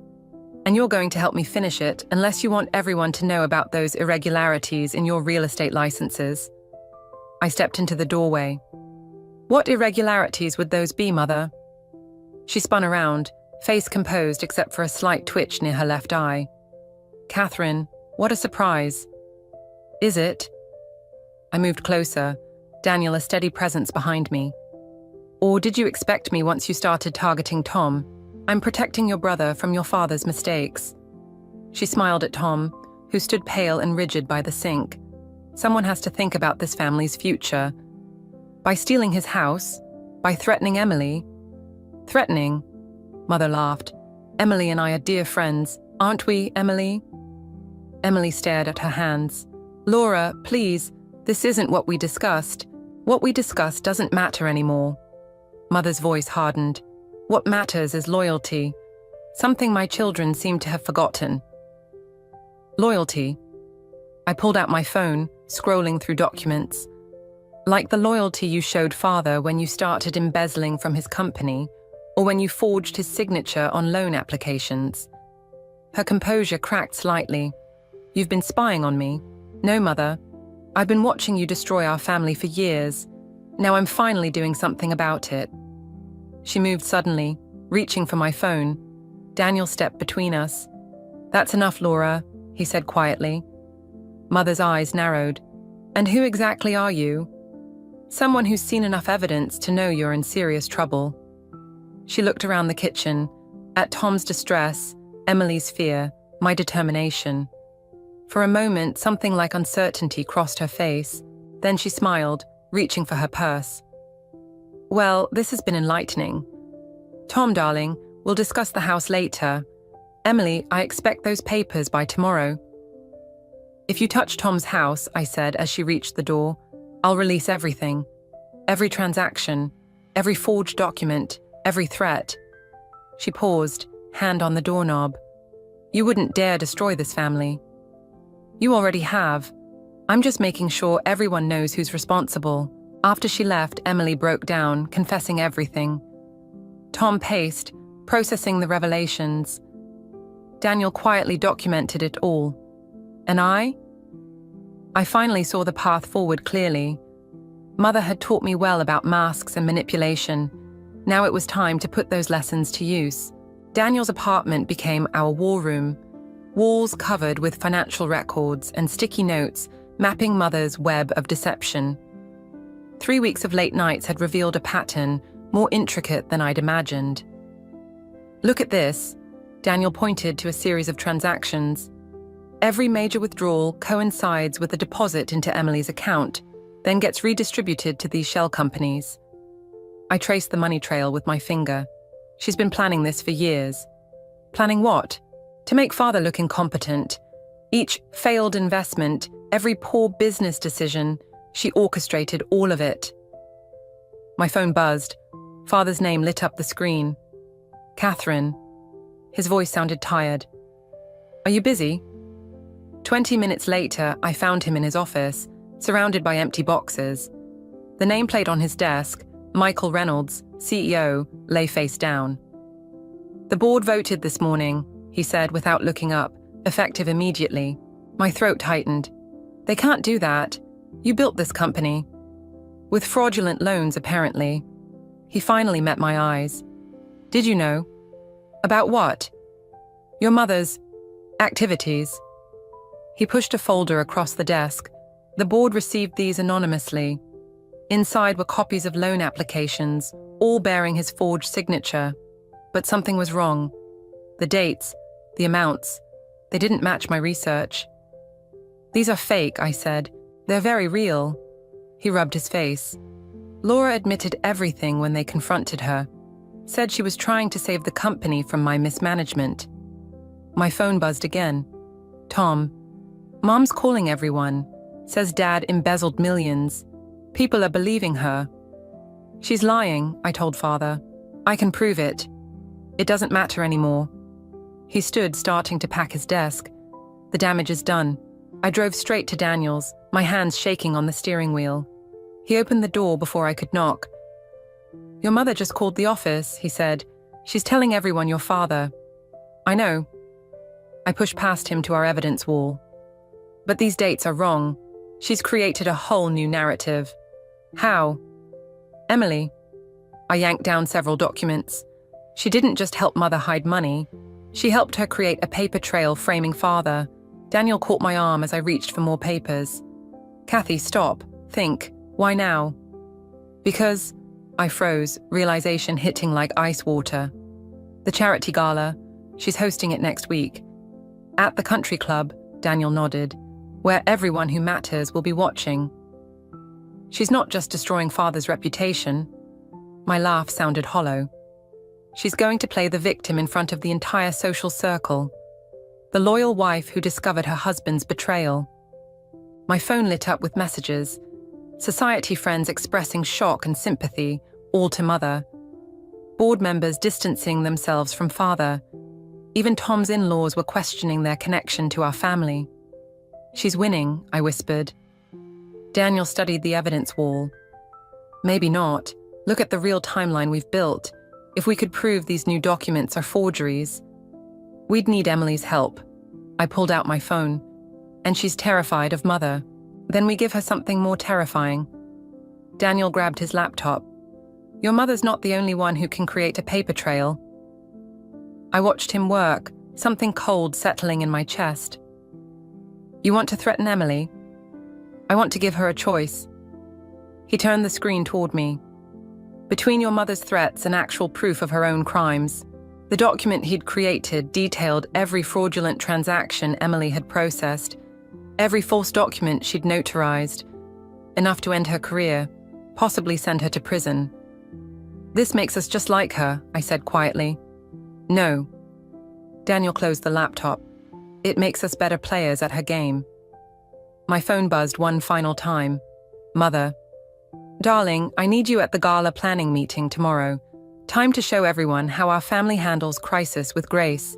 I stared at the message, remembering every lesson she'd taught me about manipulation and control, about using people's fears against them, about winning at any cost. Make the call to Emily, I told Daniel. He hesitated. Are you sure? I looked at Father's nameplate, which I'd taken from his desk, at the evidence of Mother's betrayal surrounding us, at the years of calculated destruction she'd orchestrated. Mother always said I was just like her. I picked up my phone. Time to prove her right. Emily's hand shook as she slid the USB drive across the cafe table. Everything's here. Transaction records, forged documents, even Laura's private emails.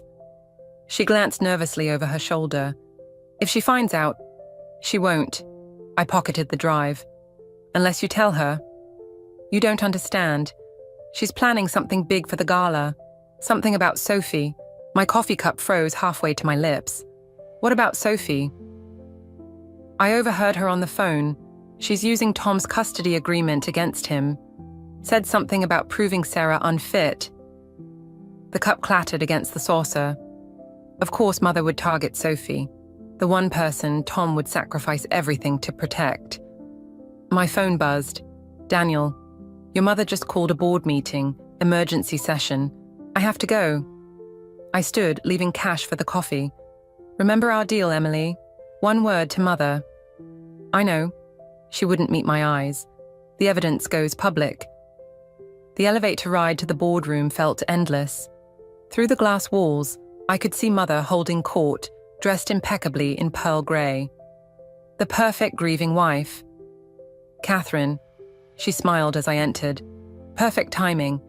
I was just explaining the new company structure. The board members avoided my gaze. Chairman Wilson cleared his throat. Given the circumstances, we feel it's best to implement immediate changes. Changes?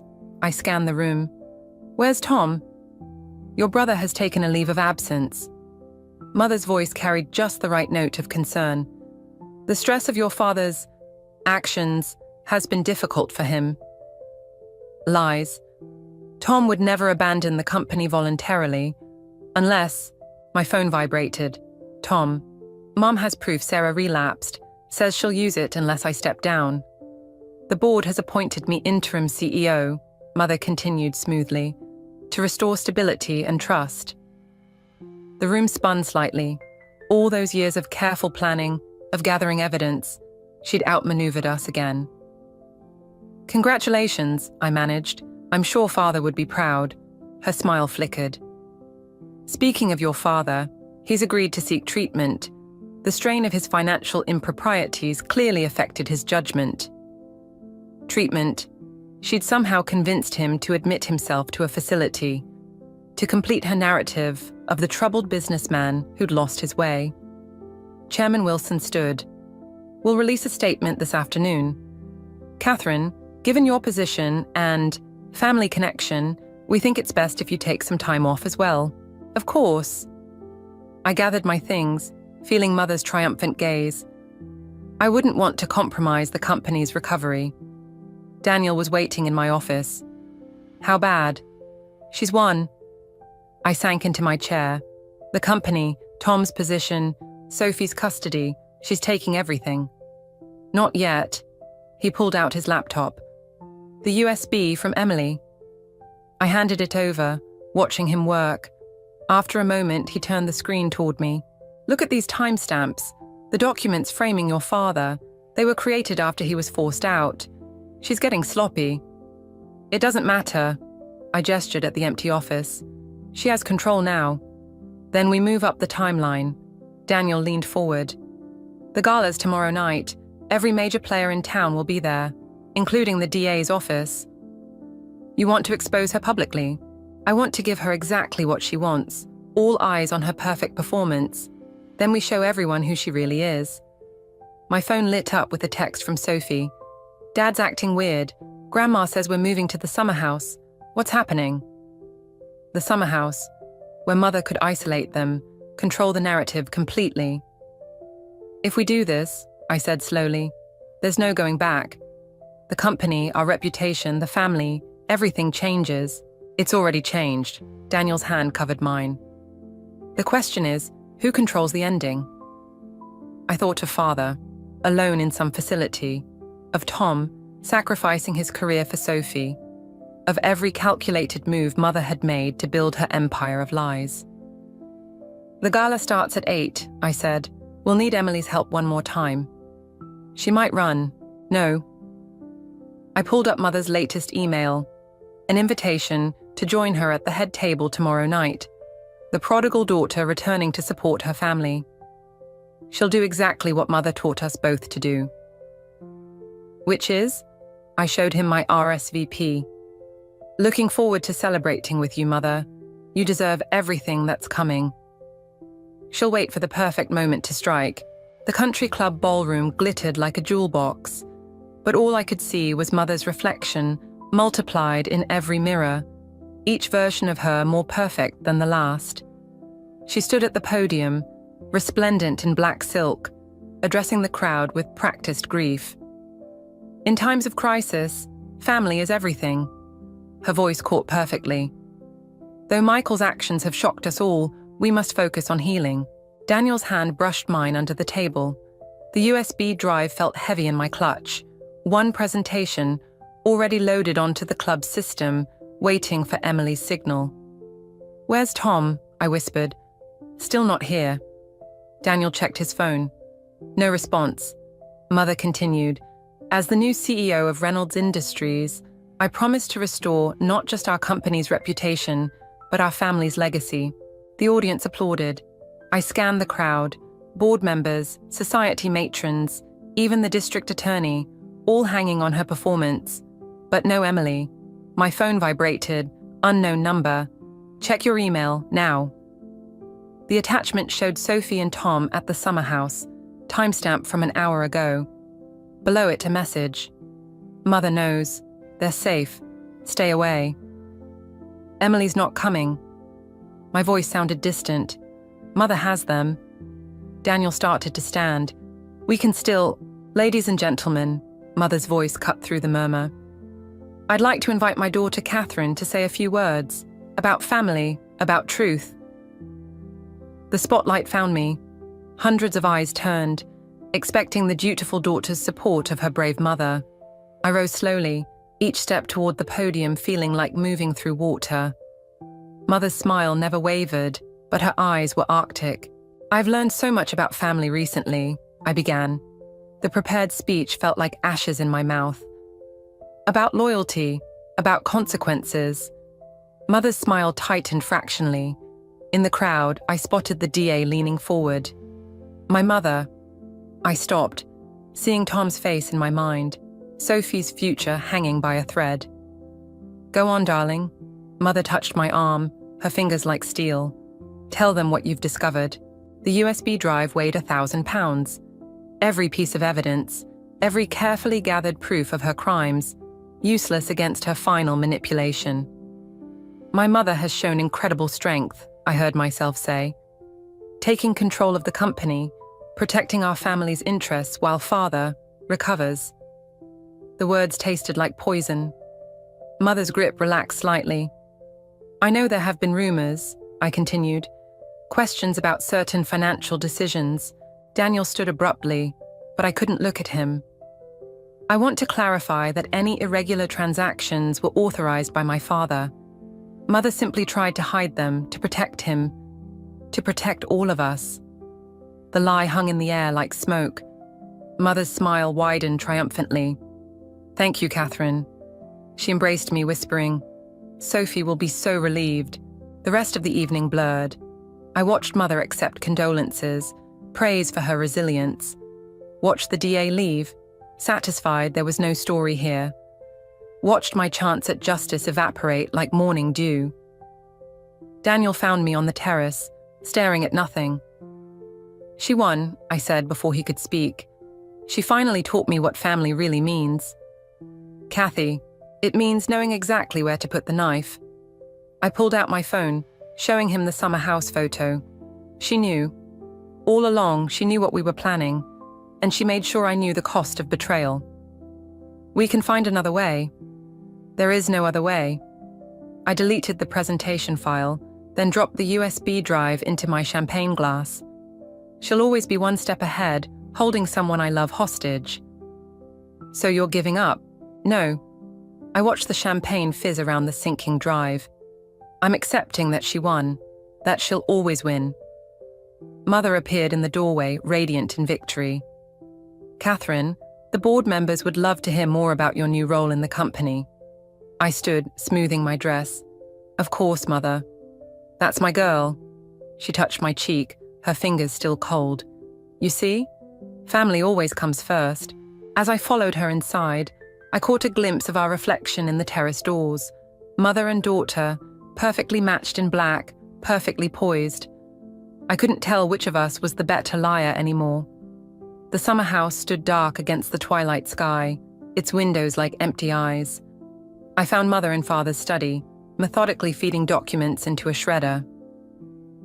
I wondered when you'd come. She didn't look up. Tom and Sophie left an hour ago. You just missed them. I know. I sent them away. That made her pause. Did you? Emily helped. I moved closer, watching paper disappear into mechanical teeth. She's quite cooperative when she's not terrified. Emily's loyalty was always negotiable. Mother smiled thinly. Unlike yours, apparently. You taught me well. I picked up a half-shredded document. A familiar signature caught my eye. Not Father's forgery, but the original. Though I learned some lessons you didn't intend. Such as, always keep copies. I pulled out my phone, showing her the screen. Everything you're destroying, already uploaded to the cloud and to the DA's office. The shredder whirred to a stop. Mother's fingers tightened on its edge. You're bluffing. Like you bluffed about Sophie, about Tom's custody battle. I stepped closer. There was no evidence against Sarah, was there? Just another manipulation. I did what was necessary. She straightened, smoothing her blazer. To protect this family. No. The word felt like breaking glass. You did what was necessary to protect your control. There's a difference. Control is protection. Her voice hardened. Look what happened when your father lost control. When you tried to take it from me. I learned from the best. I moved to the window, watching shadows lengthen across the lawn. Did you ever wonder why I gave up so easily at the gala? Something flickered in her reflection. Uncertainty? You understood the consequences. I understood the opportunity. I turned back to her. Everyone watching you win. Everyone seeing you at your most triumphant. Your perfect moment. What have you done? Check your phone, Mother. The board's probably trying to reach you. She grabbed her phone, fingers trembling slightly as she scrolled. With each message, her face grew paler. Anonymous tips. My voice stayed steady. Bank records, witness statements, all pointing to your masterful takeover of the company, your brilliant manipulation of Father's downfall. They'll never believe. They already do. That's what happens when you craft such a perfect narrative. People want to believe the bigger story. The phone slipped from her hand. "You're just like me," she whispered. "That's what makes this work." I picked up her phone, showing her the growing cascade of messages. "I learned from you that revenge isn't about destruction. It's about precision. I'll fight this. With what allies? Emily's testimony is already recorded.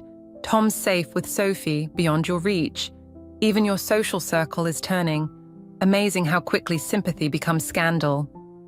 She moved suddenly, reaching for the desk drawer where she kept her emergency files. I caught her wrist. "Looking for these?" I held up a key. "Daniel cleared those out hours ago, while you were busy watching me." "Catherine," her voice cracked slightly. "I'm your mother." "Yes." I released her wrist. "That's why I'm giving you a choice. Something you never gave any of us." Her eyes narrowed. "What choice?" "Resign quietly. Disappear to that villa in France you bought with father's money. Or stay and fight. Watch everything you built crumble piece by piece. You wouldn't dare destroy this family's reputation." "You already did that." I walked to the door. "I'm just making sure everyone knows who's responsible." "Catherine," her command voice, the one that used to make me freeze. "Don't you walk away from me." I paused, hand on the doorknob. "That's the difference between us, Mother. I learned how to walk away. You never could. I made you who you are."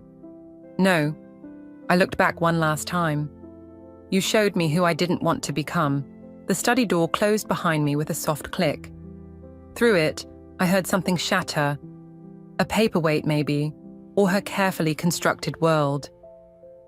Outside, Daniel waited in the car. "Is it done?" I watched lights begin to flicker on in the summer house windows, like stars emerging in a dark sky. Mother would be getting more calls soon, more messages, more consequences. "Yes," I said, "it's done." We drove away as night fell, leaving Mother alone with the ghosts of her machinations. I didn't look back. She'd taught me that too. Never show weakness in victory. Some lessons stick, even when we don't mean them to. The French villa's gates opened silently, revealing manicured gardens bathed in Mediterranean sunshine. Mother's new sanctuary, bought with the remnants of her carefully hidden assets. She waited in the courtyard, thinner than I remembered, but still elegant in cream linen. 6 months hadn't dimmed her ability to command a space. "Catherine," she gestured to a table set for tea. "I wasn't sure you'd come." Neither was I. I remained standing. "Father's awake. The doctors say he'll make a full recovery." From the breakdown I orchestrated. Her smile was bitter. How charitable of them. "He's taking back the company. Tom's helping him rebuild. And you?" She poured tea with steady hands. "Still playing vigilante with Daniel?" "Actually, I'm here about Sophie." I watched her fingers tighten on the porcelain. "She's graduating next month. Wants her grandmother there. After everything you've done, after everything you did." I finally sat, meeting her gaze. "Sophie doesn't know the whole story. That's her gift to you. The choice is yours." Mother set down her cup. "You've gotten better at manipulation. I had an excellent teacher." "Yes." Something flickered in her eyes. Pride, regret. "Though I never expected you to surpass me." "Didn't you? Isn't that what you trained us for? To be perfect reflections of your ambition?" She stood abruptly, moving to the garden's edge. "I wanted you to be strong, to never need anyone's approval, while demanding our absolute loyalty. Protection requires control." "No," I joined her at the balustrade. "Protection requires trust, something you never learned." Below us, gardeners tended Mother's immaculate roses. Everything perfectly ordered, perfectly controlled, even in exile. "I received your wedding invitation," she said quietly. "Did you burn it like the others?" "I kept it," she turned, studying my face. "You look happy, despite everything." "Not despite, because." I touched the balustrade's sun-warmed stone. "You taught me what to avoid becoming. That's worth something." Such a diplomatic way to thank me for being a cautionary tale. Would you prefer I thanked you for showing me how power corrupts, or how loyalty can become poison? Her laugh held no humor. Still so righteous, so certain of your moral high ground. No, I met her gaze steadily. Just certain that there are better ways to love. Love, she spat the word like venom. Love is weakness. I made you strong. You made me afraid. There's a difference. Inside the villa, a phone rang.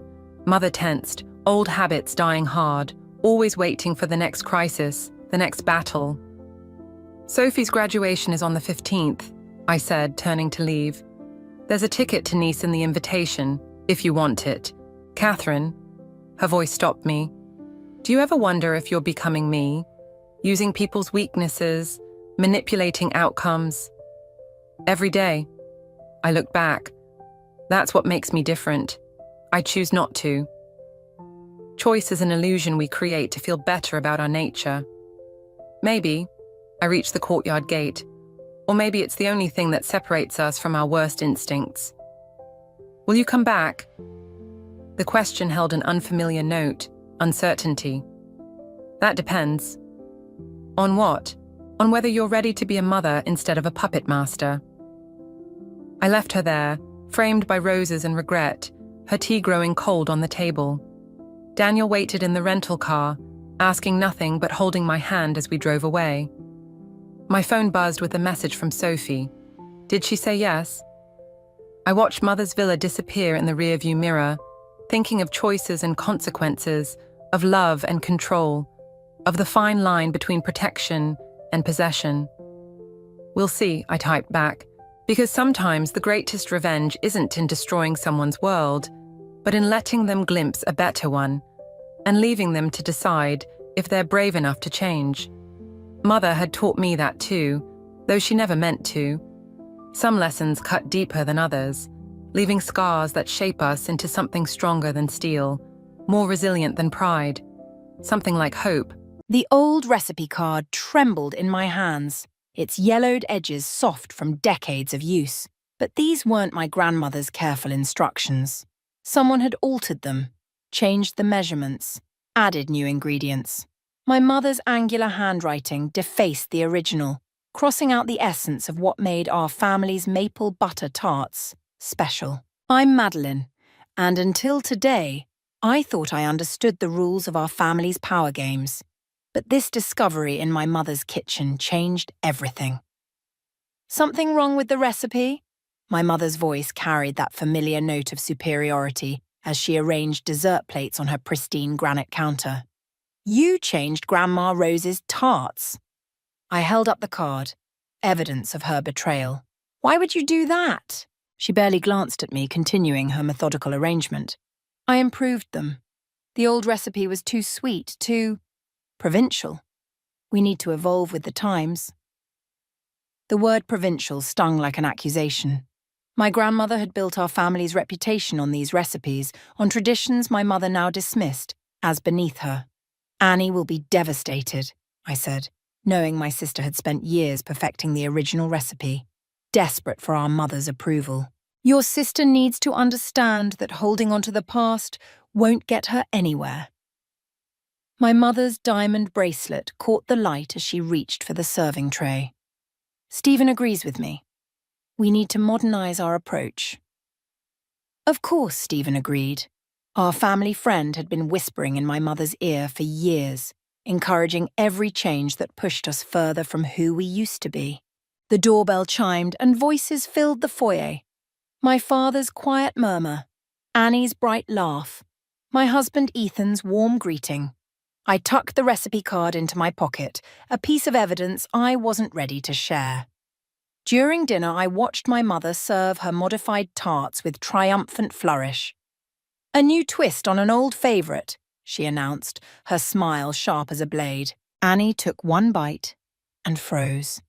Her eyes met mine across the table, recognition and hurt flooding her face. But before she could speak, Stephen jumped in with elaborate praise. Christine, you've outdone yourself, he gushed. Such sophistication. This is exactly what the family name needs. My father studied his plate in silence, another small surrender in a long history of looking away. Later, as I helped clean up, I found an envelope tucked behind the cookbook shelf. Inside was a letter from my grandmother to my mother dated just weeks before she died. The words hit me like a physical blow. Christine, I trust you to protect our family's heritage, not reshape it to match your ambitions. These recipes, these traditions, they're our story, our truth. Promise me you'll honor them. My mother had clearly made no such promise. Instead, she'd waited until my grandmother was gone, then started systematically erasing her influence, replacing authenticity with what she called refinement. Find anything interesting? My mother appeared in the doorway, her expression unreadable. I slipped the letter into my pocket alongside the recipe card, just remembering how things used to be. The past is overrated, dear. She took the cookbook from my hands and returned it to its shelf. I'm doing what's best for this family's future. But whose future? And at what cost? As I drove home that night, the letter and recipe card burning a hole in my pocket, I realized I had a choice to make. I could stay quiet, preserve the peace like my father, or I could fight for the truth my grandmother had tried to protect. My phone buzzed. A text from Annie. Did you see what she did to the tarts? I pulled into my driveway, making my decision. Some recipes weren't meant to be changed. Some truths needed to be preserved, no matter the cost. And my mother was about to learn that not everyone in this family would bow to her version of reality. Annie's culinary school acceptance letter lay crumpled on my mother's antique dining table, its prestigious letterhead barely visible beneath the creases. A cooking certificate? My mother's voice dripped with disdain. Really, Annie, I thought we discussed focusing on something more substantial. I watched my sister's shoulders tense as she stood her ground. It's not just any program. It's le cordon.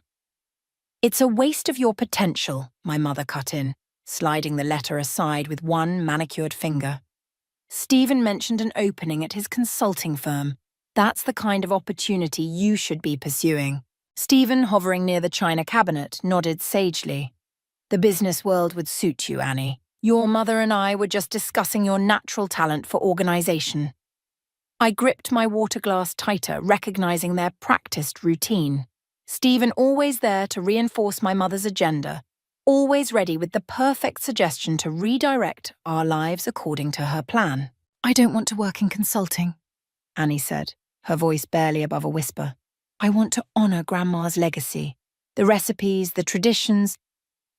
Those outdated recipes, my mother laughed, the sound brittle against the formal dining room walls. We've moved beyond that, dear. Times change. Families evolve. I couldn't stay silent any longer. Like how you evolved Grandma's maple butter tarts. The room went still. Stephen's expression sharpened with interest as my mother's eyes narrowed. Madeline, she warned, we've discussed this. But Annie was already pulling out her phone, fingers trembling as she pulled up a photo. Look what I found in Grandma's old storage unit yesterday. She slid the phone across the table. Her original recipe journal, the complete collection. Everything you said was lost. My mother's face paled slightly before she recovered. Those old things. I had them cleared out years ago.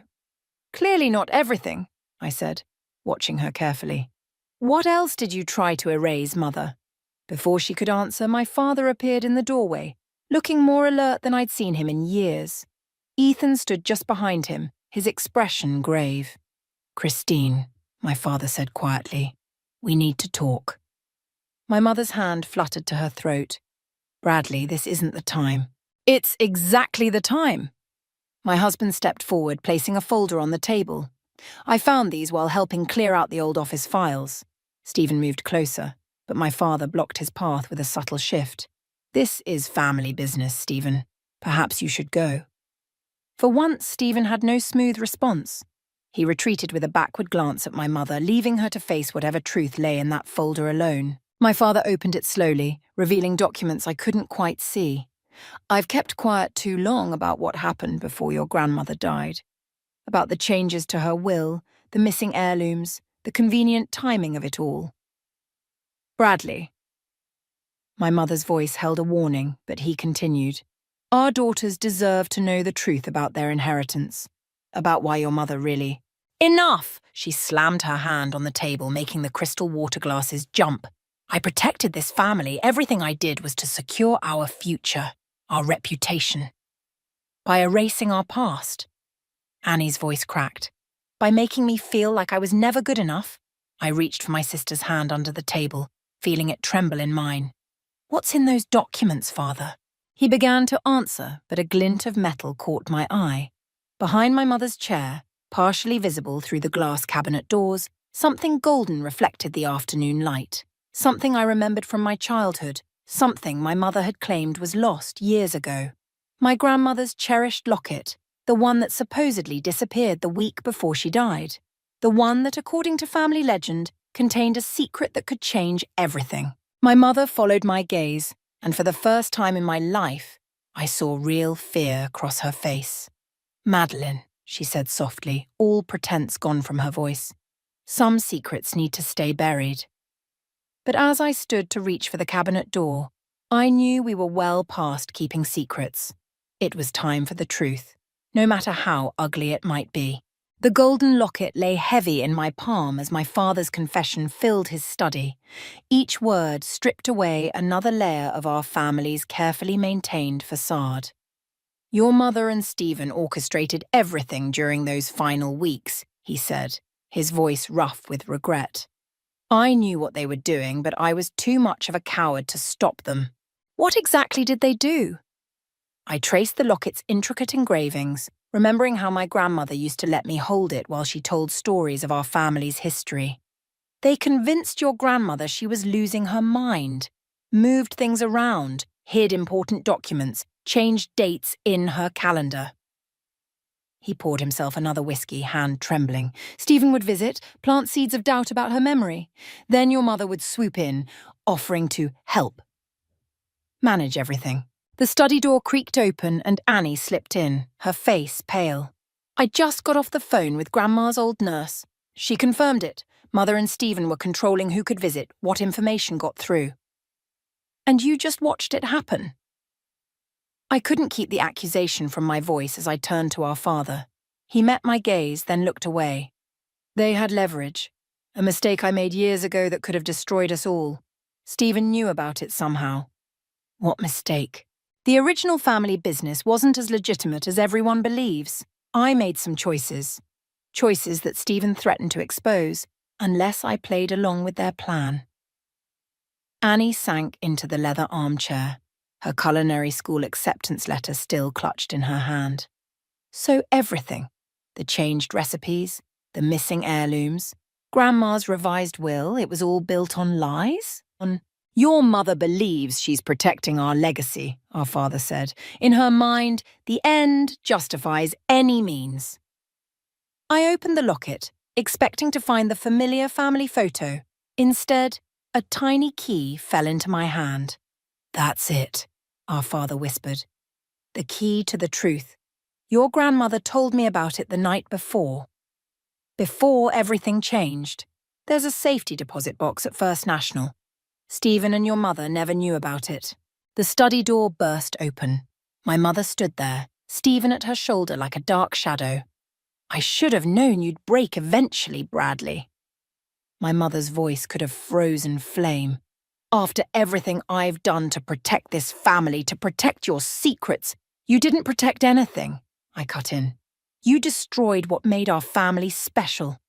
You twisted Grandma's legacy into something she would have hated. I made it better, she hissed. Stronger, more sophisticated, and I won't let you tear it apart with ancient history and sentimental nonsense. Stephen stepped forward, his usual smooth manner replaced by something harder. Think carefully about your next move, Madeline. Some truths are better left buried, for everyone's sake. But Annie stood up, her shoulders straight. I'm done being buried, done letting you decide what's best for me, for all of us. She turned to me. We need to get to that safety deposit box. You'll be cut off, our mother warned. Both of you. Everything I've built, everything I've achieved. You mean everything you've stolen? I closed my fist around the key. Everything you manipulated and lied for? Bradley, Stephen's voice carried a warning.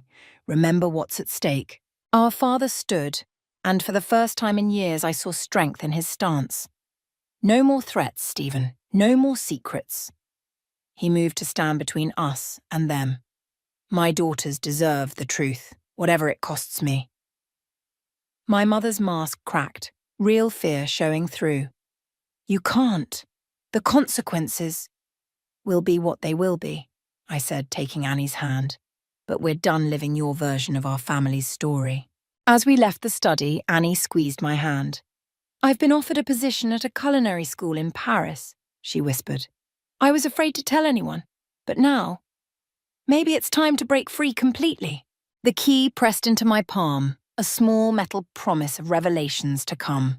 Tomorrow we would open that safety deposit box, unleash whatever truths our grandmother had protected. But tonight, watching my sister's newfound courage, I realized some family bonds were strengthening even as others crumbled. Behind us, I heard my mother's sharp voice rise in argument with our father, but for once, her words held no power over me. We had our own legacy to reclaim now, one truth at a time. Ruby pushed her untouched coffee aside and stared at me across her kitchen table. You realize your mother won't just roll over and accept defeat, right? She'll strike back harder. I placed my grandmother's locket between us, its golden surface catching the morning light. What choice do I have? The safety deposit box could destroy everything, Ruby cut in, including Annie's chance at a fresh start in Paris. She tapped her fingers on the table. Maybe there's a smarter way to handle this. What do you mean? Your mother's power comes from controlling the narrative, so change it. Use her own tactics against her. Ruby's expression hardened. Give Annie the spotlight she deserves, but do it publicly where your mother can't interfere. The idea felt wrong, yet familiar, like looking into a warped mirror of my mother's methods. My phone buzzed. A text from Ethan. Need to talk. Found something in the old company files. Come home now. I found my husband in his home office, surrounded by scattered papers. His face was ashen. Remember those missing insurance documents from your grandmother's estate? He held up a folder. They weren't missing. They were hidden. Your mother and Stephen created a separate trust account 3 days before your grandmother died. My throat tightened. How much? Enough to fund Stephen's consulting firm, the one he keeps trying to push Annie into. Ethan ran a hand through his hair. There's more. Your father's signature is on these papers, but the dates don't match. They're forged. A knock at the front door interrupted us. Annie burst in, clutching her phone. The culinary school rescinded my acceptance. Someone sent them an email claiming I plagiarized recipes for my application portfolio. The pieces clicked together. Mother. Stephen delivered the news personally. Annie's voice cracked. He offered me that consulting position again, said it was my best option now. I thought of Ruby's suggestion about using my mother's tactics. The idea didn't feel so wrong anymore. What's in the safety deposit box? Ethan asked quietly. I don't know, but we're finding out today. I grabbed my car keys, then stopped. Annie, call the local paper. The one Mother hates. Tell them you're hosting a traditional cooking demonstration next week. Say you're honoring Grandmother's legacy. Annie's eyes widened. Mother will be furious. Exactly. She'll be so focused on stopping that she won't see us accessing the safety deposit box. I'll keep digging through these files, Ethan said. There has to be more evidence of what they did. At the bank, Annie's hands shook as I inserted the key. Inside the box lay a single envelope and a small leather diary. The envelope contained photos, our mother and Stephen at a hotel, dates stamped from the week before our grandmother died. But it was the diary that made my blood run cold. Our grandmother's last entries detailed everything: the manipulation, the gaslighting, the systematic dismantling of her control over her own life. She'd known what they were doing, had documented it all, while pretending to succumb to their influence.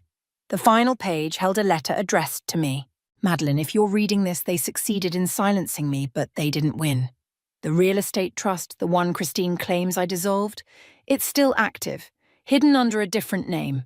All the properties, the true family recipes, everything. It's protected. The account details are encoded in the family photos you used to love studying with me. Remember how I taught you to look for patterns? A heavy thud made us jump.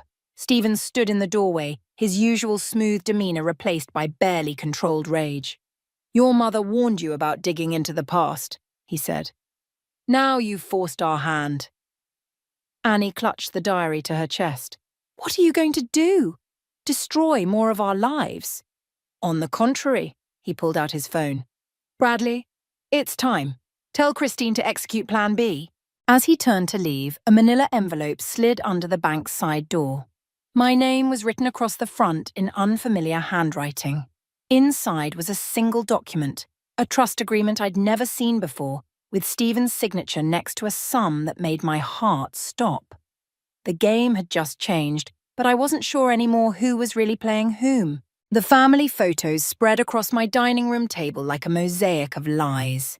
Each image held a piece of my grandmother's code, numbers and letters hidden in background details, dates that didn't quite match reality.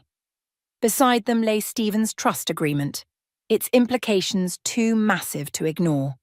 He's been embezzling from the family trust, Ethan said, pointing to the document, using your mother's influence to cover his tracks. Annie paced behind us, her cooking demonstration flyer clutched in her hands. The newspaper's running the story tomorrow. Mother's already called 3 times threatening legal action. Let her. I traced the pattern in one of the photos, a seemingly casual arrangement of books that held account numbers. She can't stop us now. The doorbell rang. Through the window, I saw my father standing alone on the porch, his shoulders heavy with resignation. Your mother knows about the safety deposit box, he said as soon as I opened the door. Stephen's already moving funds offshore. Whatever you're planning, you need to do it now. Why should we trust you? Annie's voice cracked. You helped them destroy Grandma's legacy. He pulled out an old envelope. Because I kept copies of everything, every document they forged, every account they manipulated. I was a coward, but I wasn't completely blind. My phone buzzed. Ruby sending a warning. Christine just left my house. She's coming your way, and she knows about the encoded photos. We need to call an emergency family meeting, I said, gathering the evidence. Tonight, before they can hide anything else. She won't come, my father warned. She will if you tell her you're ready to confess everything publicly. I met his gaze. Are you? 2 hours later, we sat around my mother's formal dining room table, the same place where this had all started with a modified recipe. The evidence lay before us. Photos, documents, my grandmother's diary, Stephen's trust agreement. My mother's face remained impassive as I laid out each piece. Only her fingers, drumming steadily on the mahogany surface, betrayed her agitation. So, she said finally, you've appointed yourself judge and jury of this family's choices. Choice? Annie stood, her voice stronger than I'd ever heard it. You mean like choosing to sabotage my culinary school acceptance or choosing to steal Grandma's legacy?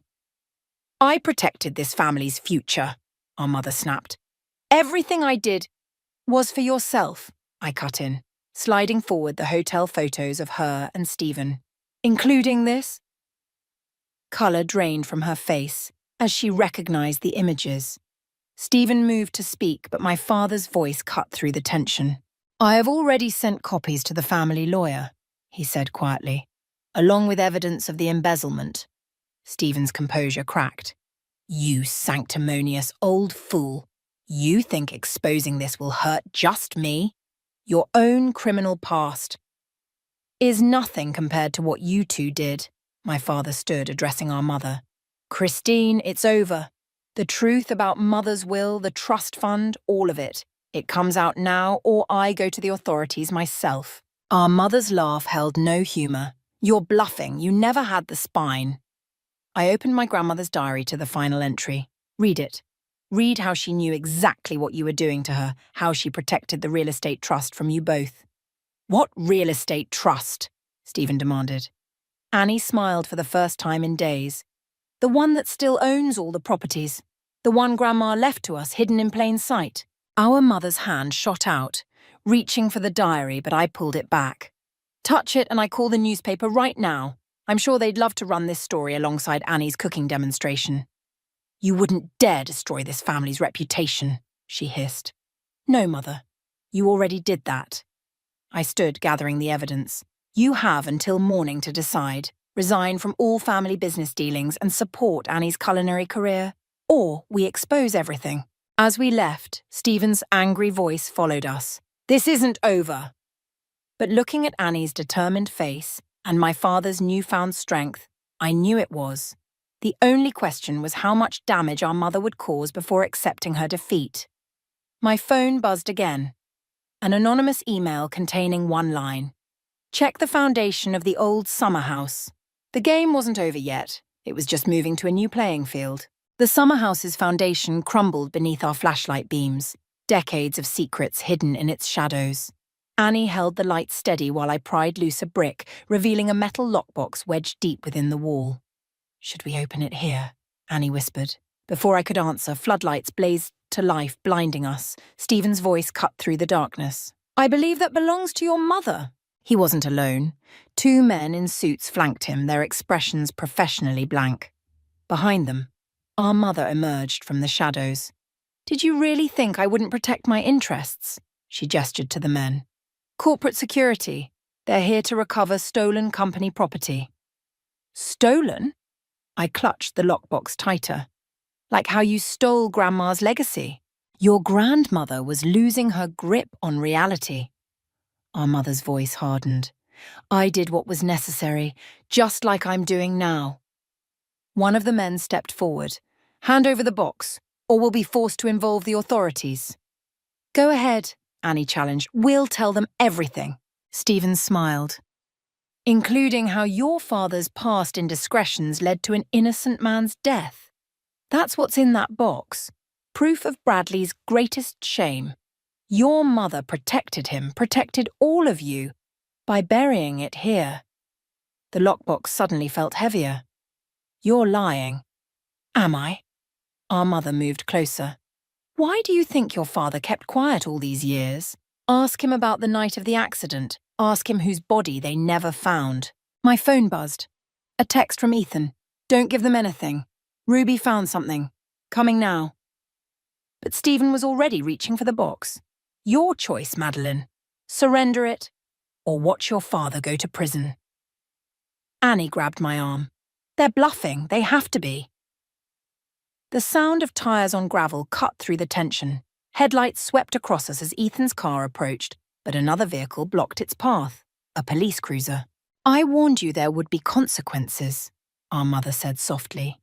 The police have some questions about certain missing financial documents. Documents last seen in your possession. My heart sank as I realized her plan. She'd reported us for theft, turning our evidence against her into a weapon. It's over, girls. Stephen reached for the box again. Don't make this worse than it needs to be. The police officer approached, hand resting on his belt. We received a report of trespassing and theft. No, Annie's voice cracked. You don't understand. They're the ones who own this property. Our mother cut in smoothly. I have the deed, right here. But something in her voice caught my attention.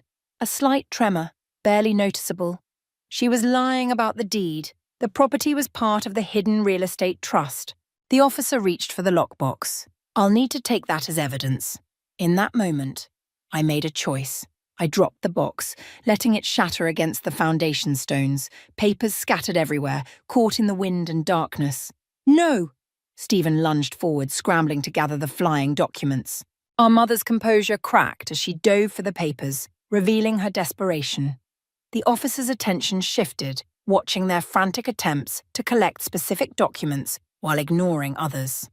Interesting priorities for supposedly stolen property. Ethan's voice came from behind us. He stood with Ruby, both recording everything on their phones.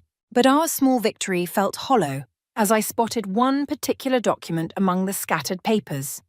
A newspaper clipping about a fatal accident from 30 years ago, with our father's name prominently featured. My mother met my eyes, her expression both triumphant and wounded. Still think you're protecting the family legacy. Some secrets exist for a reason, Madeline. Some truths destroy everything they touch. As police lights flashed across the summer house's weathered walls, I realized we'd reached a point of no return. We'd exposed our mother's deceptions, but at what cost? The real truth about our father lay scattered in the darkness, waiting to either save or destroy us all. My phone buzzed again, an unknown number this time. The message contained just 4 words. I saw the accident. The anonymous witness's statement lay on my mother's polished desk like a live grenade. Beside it, Ruby's forensic analysis of the accident scene photos revealed what really happened that night, and who was actually behind the wheel. It wasn't Dad at all, was it? I kept my voice steady as my mother paced her study. It was Stephen. You have no idea what you're talking about. But her fingers trembled as she reached for her ever-present glass of wine. The witness remembers everything. How Stephen was driving, how you helped cover it up. I placed the old newspaper clipping next to the statement. You let Dad take the blame, then used his guilt to control him for decades. The study door opened. Stephen entered, his usual smoothness replaced by barely contained panic. The board members are calling. Someone leaked documents about the embezzlement. That would be me. Annie stepped in behind him, holding up her phone. Every transaction, every manipulated account, all sent to the ethics committee 20 minutes ago. Our mother's glass shattered against her desk. You ungrateful... Save it, I cut in. We also found Grandma's original will, the one you destroyed and replaced. She left everything to Annie and me, with Dad as executor. Not you, never you. Everything I did was to protect this family.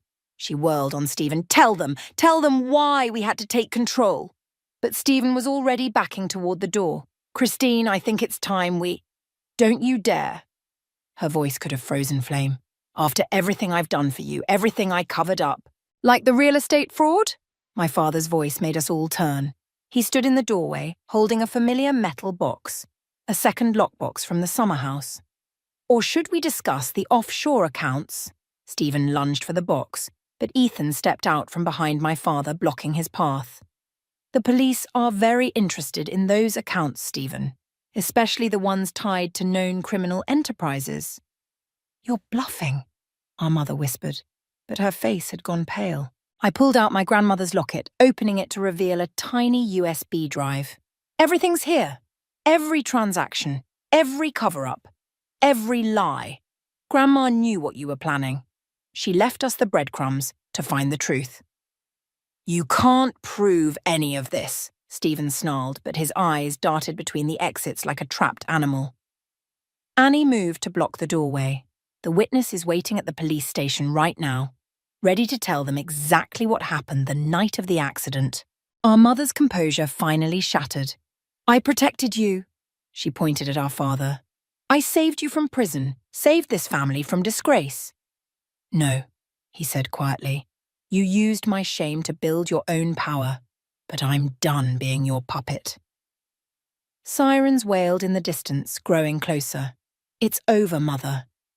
I placed my hand on the locket. Grandma's real legacy ends here, with the truth. Stephen made a break for the side door, but Ruby appeared, blocking his escape. Going somewhere. The police would love to hear about those offshore accounts. Our mother sank into her chair, decades of careful control crumbling around her. You'll destroy everything. The family name, our reputation. No. Annie stepped forward, her voice strong. We're reclaiming it, starting with this. She pulled out a familiar recipe card. The original maple butter tart recipe, unaltered and pure. The study doors burst open as police officers entered, warrant in hand. As they read Stephen his rights, our mother stared at us with a mixture of fury and disbelief. You really think you've won? Her whisper carried across the chaos. Some secrets should stay buried. Some truths will haunt you forever. Maybe, I agreed, watching as the officers led Stephen away. But we're done living in the shadow of your lies. As the police began their search of the study, Annie squeezed my hand. Through the window, camera flashes lit up the driveway. Tomorrow's headlines already writing themselves. Our mother's carefully constructed empire was crumbling, but something stronger was rising from its ashes. Something built on truth, not manipulation. On love, not control. The cost had been high, but as I held my grandmother's locket, I knew we'd finally honoured her real legacy. Not the one our mother had tried to create, but the one written in recipes, sealed in letters, and preserved in the hearts of those who remembered what family really meant. The maple butter tarts filled my grandmother's kitchen with their familiar sweetness as Annie pulled another batch from the oven. Through the window, reporters still lingered at the property gate, hungry for more details about Stephen's arrest and our mother's public disgrace. Perfect golden brown, Annie said, setting the tarts beside a stack of newspapers. Their headlines screamed of financial scandal and decades-old cover-ups, but we'd protected our father from the worst revelations. Some truths were ours to keep. Grandma would be proud, I said, touching the locket now permanently around my neck. Not just of the tarts. The kitchen door creaked open. Our father entered, looking lighter somehow, despite everything. The estate lawyers finished reviewing the original will. Everything's being transferred back to you girls, just as your grandmother intended. And Mother. Annie's voice held more curiosity than bitterness now. Accepting a quiet retirement abroad. He picked up one of the newspapers. She'll have enough to live on, but her days of control are over. Ruby appeared in the doorway, waving a thick envelope. The Culinary School Board reviewed Annie's case. They're not just reinstating your acceptance. They want you to teach a heritage cooking course. Annie's eyes filled with tears as she read the letter. In Paris? And they want your grandmother's recipes included in the curriculum, Ruby added with a smile. I touched the recipe card on the counter, its edges soft with age and use. They belong to everyone now. No more hiding them away. Speaking of no more hiding, our father pulled out an old photo album. I found this in the summer house foundation. Your grandmother left it there, along with this. He handed me a sealed envelope, my name written in her familiar script. Inside was a single sheet of paper. Dearest Madeline, if you're reading this, you've discovered the truth. But remember, legacy isn't just about exposing lies. It's about choosing which truths to preserve, which recipes to pass on. Some ingredients are better left unmeasured. Love, Grandma. The doorbell rang. Ethan entered with a stack of documents. The board approved everything. The family foundation is being restructured, with both of you as trustees. And the summer house? Annie asked. Being converted into a cooking school, I said, where students can learn the real traditions, the authentic recipes. Our father touched the recipe card gently. Your mother wasn't entirely wrong, you know. Some things do need to evolve, but not at the cost of their soul. A noise from the driveway drew us to the window. Our mother stood at the gate, ignoring the reporters as she stared up at the house. For a moment, I saw something in her face, not regret exactly, but recognition of what she'd lost, what she'd traded for power. She placed something on the gatepost, a small wrapped package, then walked away without looking back. Later, we found it contained her own grandmother's recipe book, filled with notes and variations we'd never seen. On the final page, she'd written, "Some legacies deserve to survive, even if their keepers don't." Annie began copying the recipe for tomorrow's paper, her new weekly column celebrating family cooking traditions. But she paused, looking up at me. Do you think we'll ever understand why she did it all? Maybe that's not the point, I said, watching the sunset paint the kitchen in familiar golden hues. Maybe it's about understanding ourselves. The oven timer chimed. As Annie pulled out the final batch of tarts, their scent filled the kitchen with memories, not just of our grandmother, but of all the complicated ingredients that made up our family's story. I picked up one of the tarts, still warm. Its surface wasn't perfect like our mother had always demanded. Instead, it was beautifully, authentically imperfect, like truth, like family, like love. The recipe card sat between us, its measurements both precise and forgiving. Some traditions didn't need to be changed. They just needed to be understood, preserved not in spite of their flaws, but because of them. Outside, the reporters finally began to leave, but we stayed in the kitchen, surrounded by the sweet evidence of our grandmother's real legacy, not the one written in wills or locked in boxes, but the one baked into every moment we chose truth over power, love over control, forgiveness over perfection. The note sat on my kitchen counter like a coiled snake. Cream-colored paper, expensive stock, folded with precise creases that spoke of methodical patience. I recognized the handwriting immediately.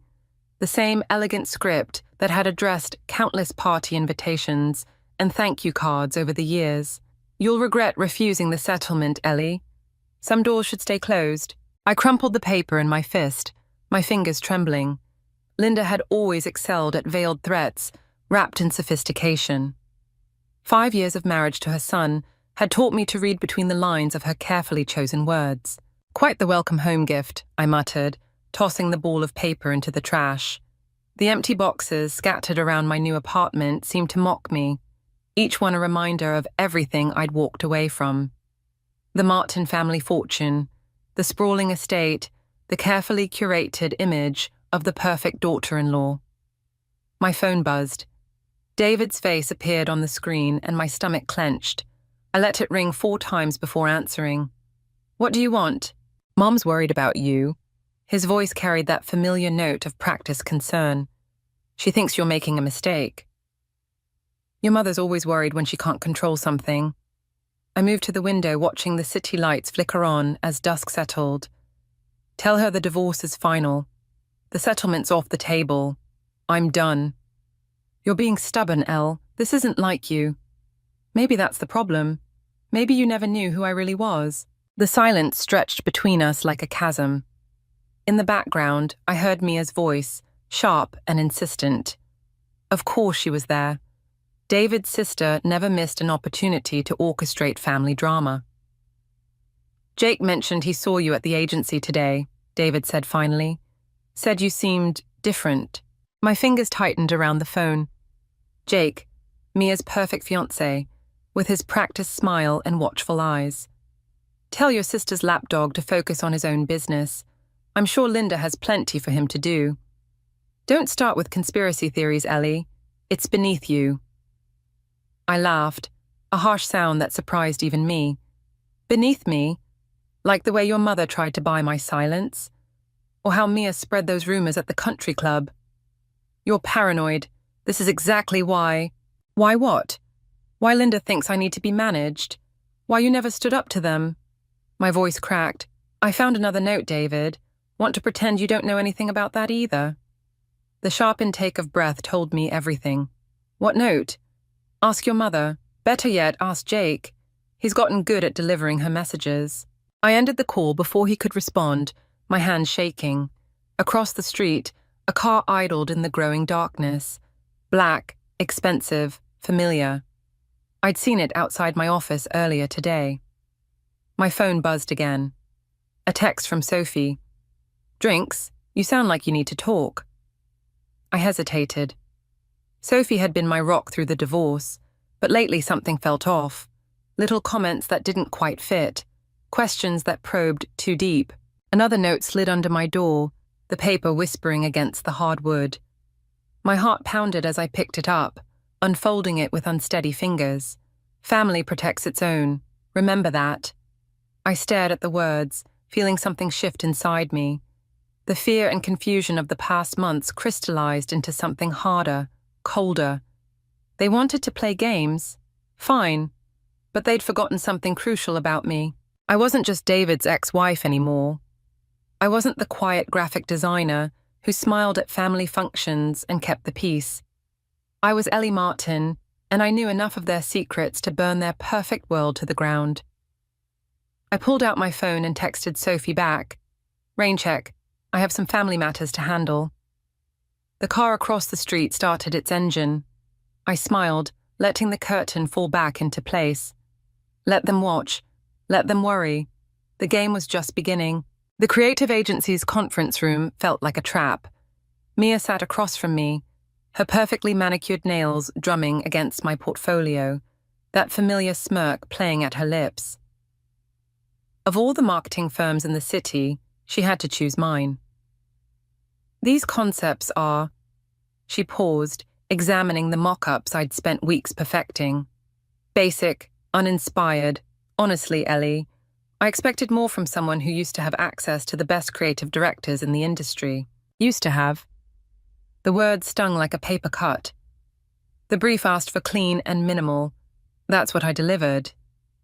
The Martin Group's aesthetic has evolved. We're looking for something more sophisticated. She slid the portfolio back, her diamond engagement ring catching the light. Jake's latest gift, no doubt. Maybe you're just out of touch. My jaw clenched. This wasn't about the designs. This was about marking territory, showing me what I'd lost. Funny, considering your last campaign tanked. How many followers did you lose after that tone-deaf influencer stunt? Her smile froze. At least I didn't lose a husband. No, just your originality. How much did Linda pay to keep that scandal quiet?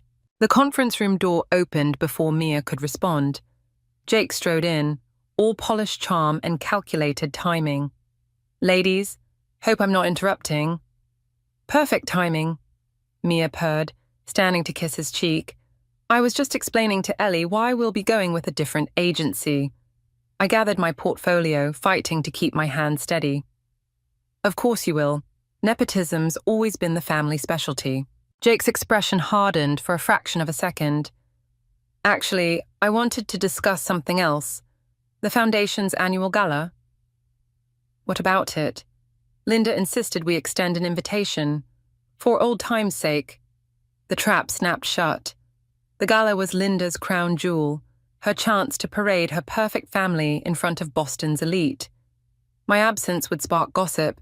My presence would force me to play happy families. I'm busy that night. It's next month, Mia cut in. You don't even know the date. I'm busy every night. Jake leaned against the table, too close. David will be there. He misses you, Ellie. We all do. The lie hung in the air like poison. Through the glass walls, I could see my co-workers pretending not to watch the drama unfold. This was exactly what they wanted, to make me squirm, to remind me I was an outsider now. My phone buzzed, a text from Sophie. Emergency, need you now. Sorry to cut this short, I said, standing, but some of us have real work to do. Mia's voice followed me to the door. Mom's expecting your RSVP by Friday. Don't disappoint her again. I found Sophie waiting in the lobby, her face pale. You need to see this. She thrust her phone at me. On the screen was Linda's social media page, featuring a fresh post, a photo of David and me from last Christmas, his arm around my waist, both of us laughing. The caption read, "Some bonds can't be broken. Looking forward to reuniting our family at next month's gala. # second chances, # family first." That manipulative witch, I whispered. The post already had hundreds of likes, dozens of supportive comments. Linda had effectively backed me into a corner. Refused to attend, and I'd look bitter, show up, and I'd play right into their narrative. There's more, Sophie said quietly. Look at the background. I zoomed in. Behind us, partially obscured but visible, was Jake. He was watching us, his expression cold and calculating. The same look he'd given me moments ago in the conference room. He's been playing both sides, Sophie said. The question is why? My phone buzzed again.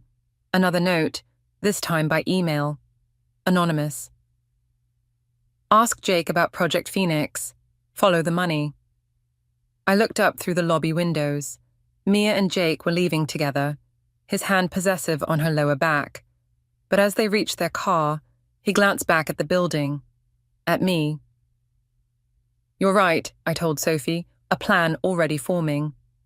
The question is why, and I think it's time we found out. I pulled up the gala invitation on my phone and typed 2 words that would change everything. Attending, solo. The game was changing.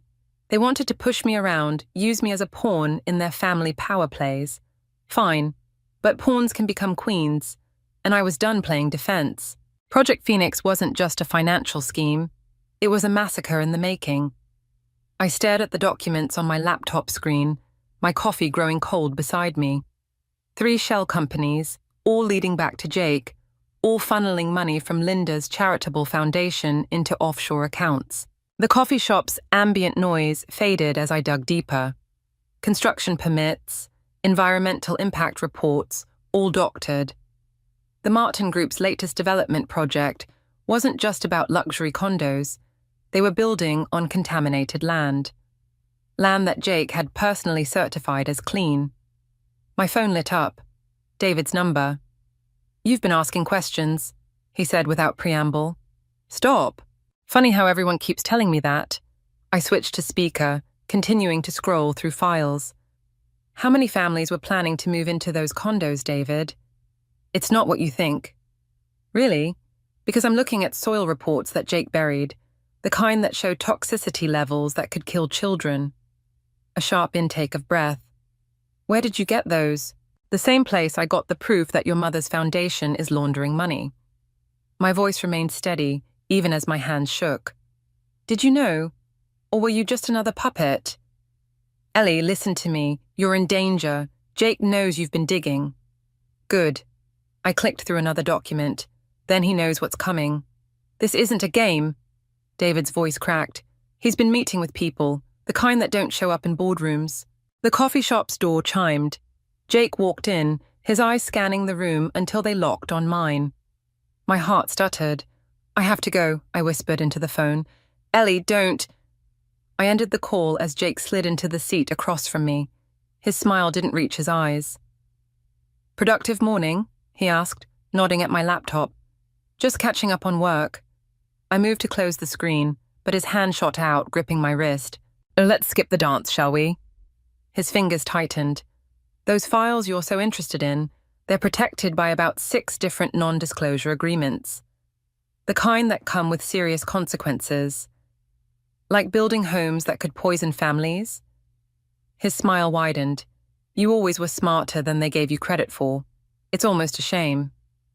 "What is that I figured out your game? That you won't be around to see how it ends?"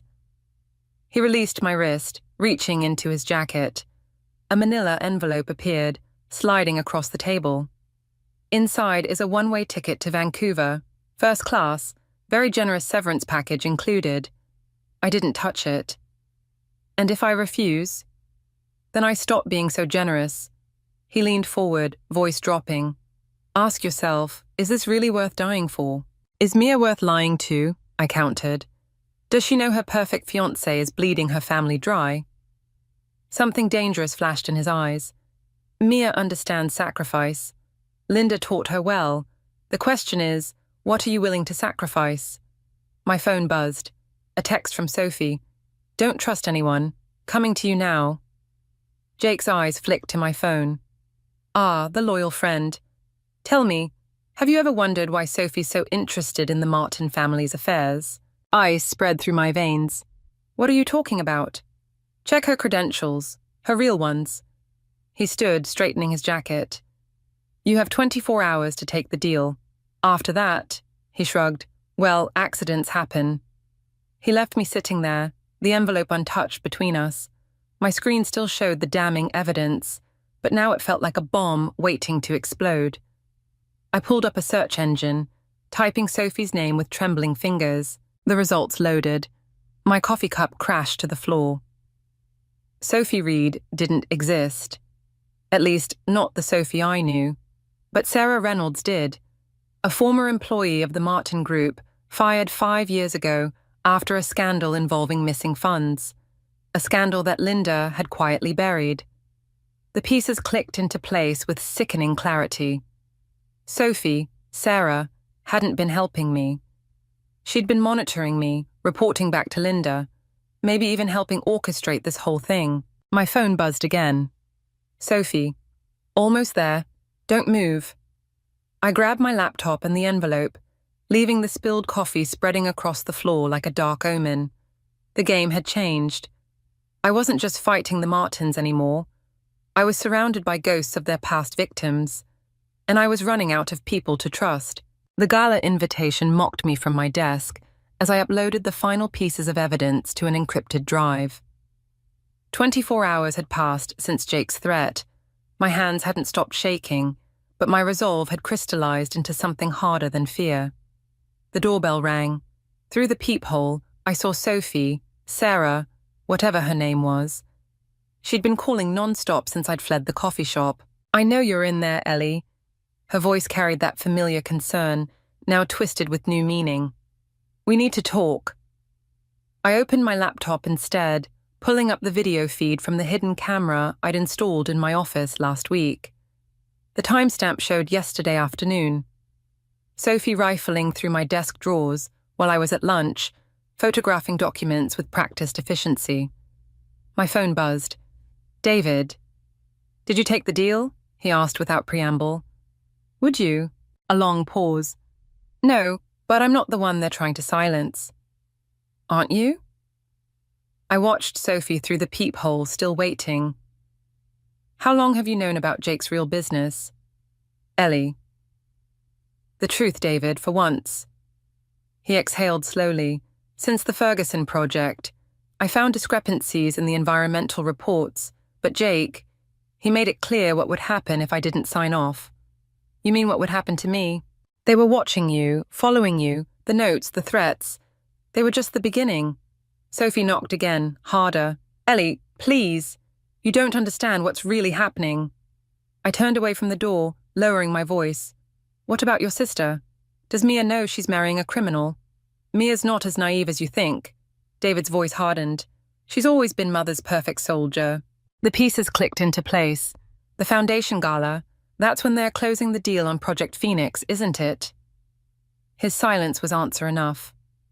"All those investors," I pressed. "The press, the perfect cover for transferring the funds." "Don't go to the gala, Ellie. Please." A key scraped in my lock, the spare I'd given Sophie months ago. I ended the call and grabbed my laptop, slipping into the bedroom just as the front door opened. "I'm trying to help you," Sophie called out.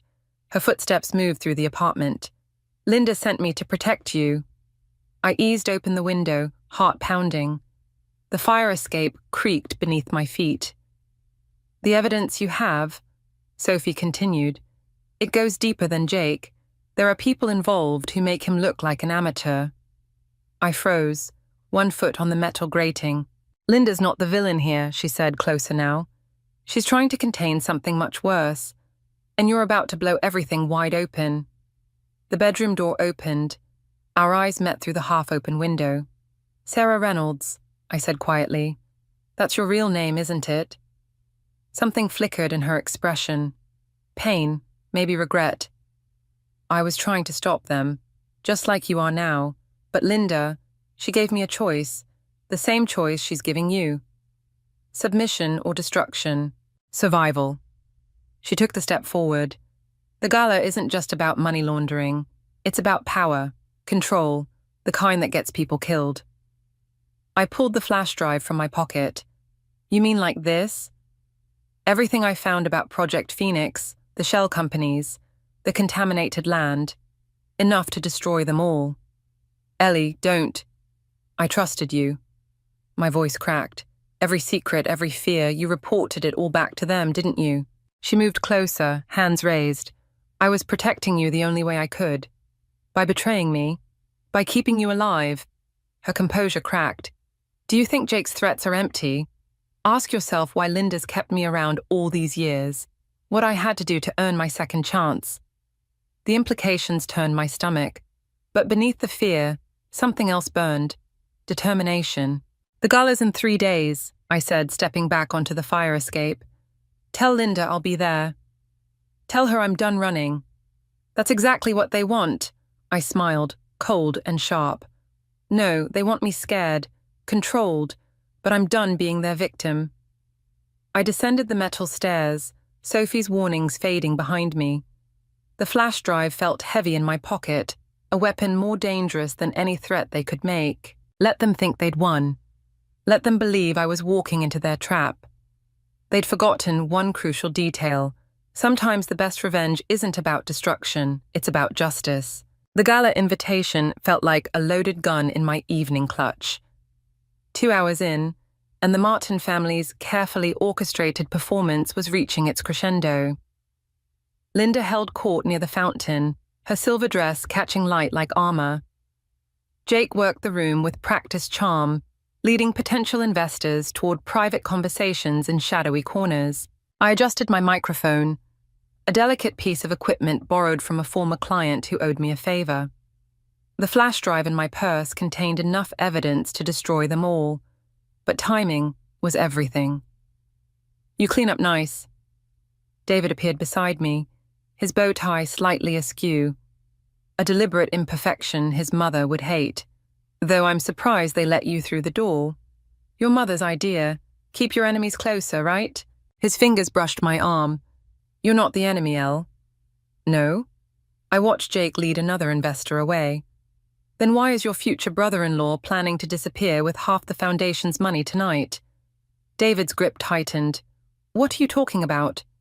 Project Phoenix isn't just about contaminated land anymore. It's about making sure the Martin family takes the fall while Jake walks away rich." Before he could respond, Mia materialized between us, her smile sharp as broken glass. "Dance with me, brother dear. Mother insists." I watched them move away, catching Linda's calculated stare across the room. She raised her champagne glass in mock salute. My phone buzzed. "Sophie." "Don't do this. Last chance to walk away." I deleted the message and moved toward the service corridor.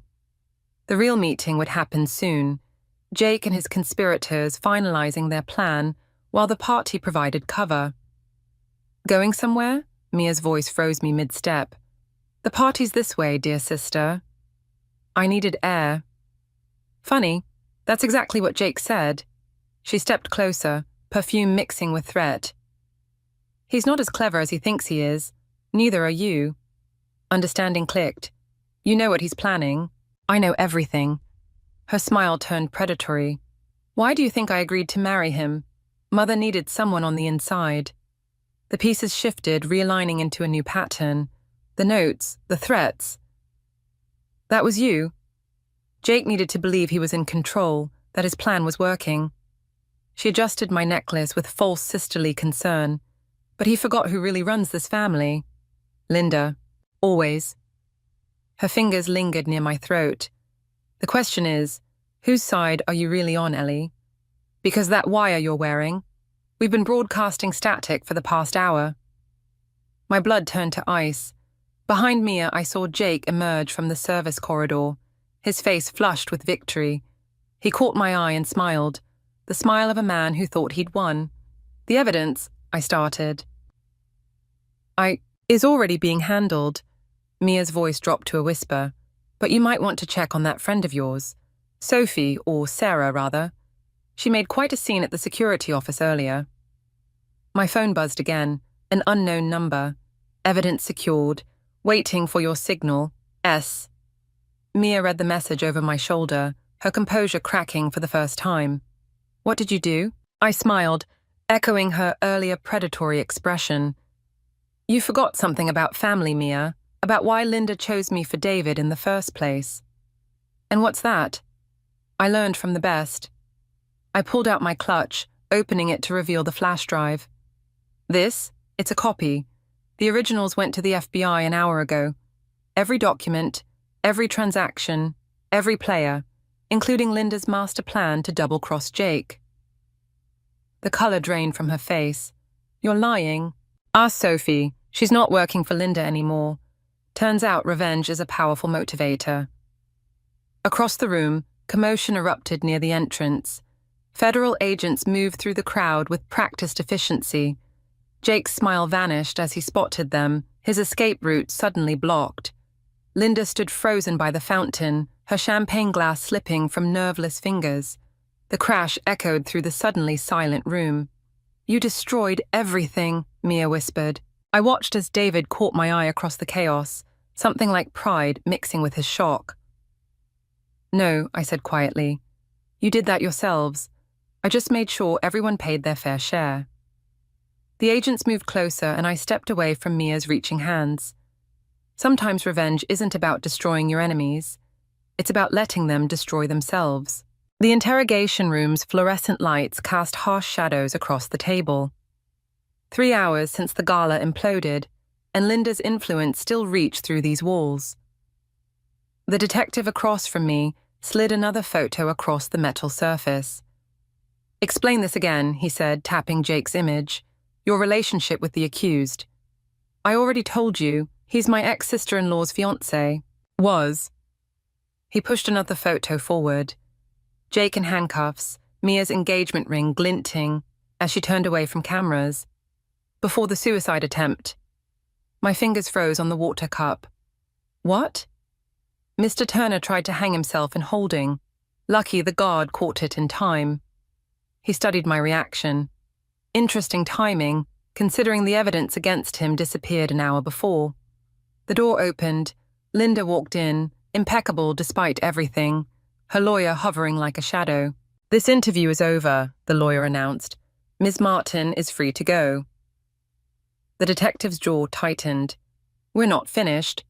"Oh, but you are." Linda's smile could freeze hell. "Unless you'd like to explain why you're questioning my former daughter-in-law without counsel present." Outside, rain pelted the parking lot. Linda's car idled by the curb, driver standing ready with an umbrella. She caught my arm before I could escape. "Impressive performance," she said softly.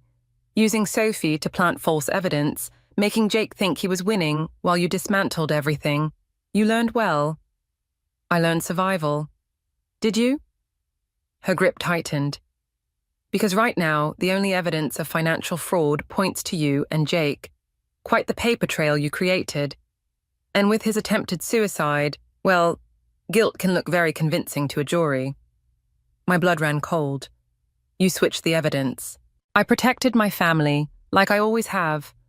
She released me, straightening my collar with false concern.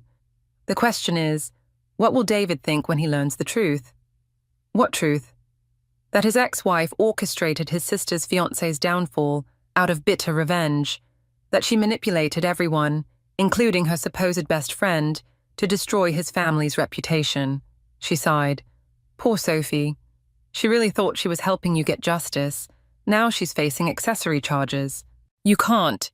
"I already have." Linda opened her car door. "But there's still time to fix this. Confess to working alone, clear Sophie's name, and I'll make sure David knows you were just unstable, grieving your failed marriage." Through the rain, I saw David waiting by his car across the lot. His expression was unreadable, but the distance between us felt infinite. "You have until morning," Linda said. "Choose wisely." She left me standing there, rain soaking through my gala dress. My phone buzzed. Sophie's number from the detention center. "They're saying I helped steal the foundation money. What's happening?"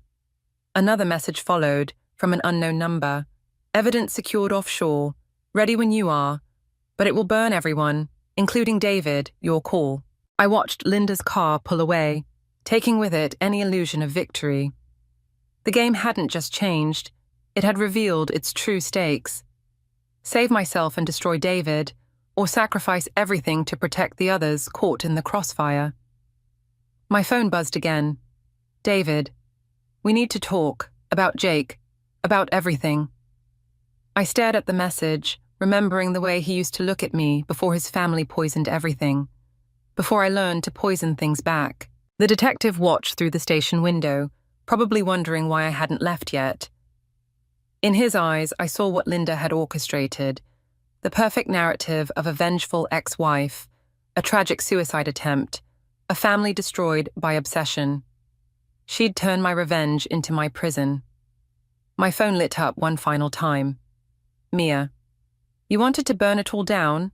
Congratulations, but you're burning with us." As I stepped into the rain, letting it wash away the last traces of the gala, of the person I thought I could be. Linda was right about one thing. I had learned from her, perhaps too well. The question wasn't whether I could save myself anymore. It was whether there was anything left worth saving. David waited by his car, keys in hand, while Sophie's future hung by a thread, and Jake's attempted suicide cast shadows over everything. The evidence that could free me would destroy them all. Sometimes revenge doesn't just destroy your enemies. It devours everything you ever loved. The Martin Estates library felt smaller than I remembered. Linda sat behind the massive oak desk, her composure intact despite the headlines screaming across her tablet. Jake's suicide attempt, the Foundation's frozen assets, her own impending arrest, all carefully arranged like pieces on a chessboard. I always wondered who would break first, she said, closing a leather portfolio. You or David? Where is he? Dealing with the press. Someone needs to maintain appearances. She smiled thinly, though I suppose that's difficult when your ex-wife is revealed as a vindictive criminal. The hidden camera in my necklace felt heavy. One conversation, that's all I needed. One confession to undo her careful manipulations. Funny thing about appearances, I said, moving closer. They're easy to manufacture, like suicide attempts staged in holding cells. Her fingers stilled on the desk. Jake's instability is well documented. By the same doctors who helped you fake medical records last year. The ones who covered up the real reason behind David's father's death. The first crack in her armor, a slight widening of eyes, a sharp intake of breath. You're desperate, Ellie. Making wild accusations won't save you. No? I pulled out my phone, playing a recording. Jake's voice, slurred but clear, confessing how Linda had orchestrated everything. The evidence swap, the suicide attempt, the years of manipulation. He was sedated, she dismissed, unstable. He was honest, finally. I leaned forward, just like Sophie was when she told me about Sarah Reynolds, about what really happened 5 years ago. Linda stood, mask slipping. That file was sealed. Amazing what people remember when they're facing prison. Sophie may have betrayed me, but she betrayed you first. Told me everything about how you orchestrated my marriage to David, how you needed someone controllable after Sarah threatened to expose your husband's death. You have no proof, don't I? The library door opened. David stood there, face ashen, his phone recording everything. Behind him, Mia watched with tears streaming down her face. How long? She whispered. Long enough, David answered. The whole conversation, Mother. It's over. Linda's laugh was brittle. You'd believe her over your own mother, after everything she's done, after everything you made her do. David's voice cracked. The threatening notes, the pressure, the constant manipulation, it was all you, always has been. I protected this family. You destroyed it, Mia cut in. Jake told me everything before. Before you had him, she couldn't finish. Linda moved with surprising speed, reaching for her desk drawer. I knew what she kept there. Had seen the gun during countless family meetings. But David was faster. His hand caught her wrist as Mia grabbed the weapon, years of obedience shattering in one moment. The police are already here, I said quietly, along with the FBI. The real evidence isn't offshore. It's been in their hands for weeks. Every document, every recording, every piece of your perfect plan. Linda sagged against the desk, decades of control crumbling. I did it for you, she whispered to David. Everything was for you. No. He stepped back, letting federal agents enter the room. Everything was for your control, and now you've lost it all. As they led Linda away, I felt nothing but emptiness. No triumph, no satisfaction, just the hollow echo of victory that felt more like loss. What happens now? Mia asked, her voice small. I looked at David, seeing the same exhaustion in his eyes. Now we tell the truth. All of it. No more games, no more manipulation. And us? He asked softly. There is no us anymore. There never really was. I touched his cheek one last time. We were just pieces in her game. But at least now we're free to write our own endings. Outside, reporters swarmed the gates as Linda Martin was escorted to a waiting car. Sophie stood among them, our eyes meeting briefly before she turned away. Another relationship casualties in this war of secrets. My phone buzzed one final time. An unknown number. Thank you, Sarah R. Sometimes victory tastes like ashes. But from ashes, something new can grow. Something true. The courthouse steps felt colder than they should in spring. Linda's sentencing had drawn the usual crowd: reporters, curious onlookers, vultures circling the remains of the Martin family empire. I watched from across the street as David guided Mia through the chaos, their shoulders straight despite everything. My phone buzzed. Jake's lawyer. "Client wishes to speak with you. Urgent." I deleted the message. Jake had survived his suicide attempt, but his testimony had sealed Linda's fate. Some bridges weren't worth rebuilding. Quite the spectacle. Sophie, Sarah, appeared beside me, looking different in formal clothes instead of her usual therapist attire. "Linda's facing 20 years. You testified against her." "We all did." She handed me a coffee, a peace offering or a farewell, I couldn't tell which. "The Foundation's legitimate projects are being transferred to new management. David's handling the transition. And Mia, starting over in London, as far from Linda's shadow as she can get." I watched David field questions from reporters, his responses measured and diplomatic. He'd learned that from his mother, the art of appearing in control while everything crumbled. "The threatening notes," I said quietly. "They weren't just from Linda, were they?" Sophie's silence was answer enough. "You wanted me to fight back, to expose everything." I turned to face her. "Why?" "Because Linda destroyed both our lives. The difference was you had the strength to destroy her back." She smiled sadly. "I just needed to give you a push." Across the street, the courthouse doors opened. Linda emerged between officers, her designer suit replaced by prison orange. Our eyes met briefly. In that moment, I saw something I never expected: respect. "Mrs. Martin," a reporter shouted, "any comment on the allegations that you orchestrated your husband's death?" Linda's mask slipped for just a second. It was enough. "Some secrets stay buried," Sophie murmured, "for everyone's sake." My phone buzzed again. A text from David.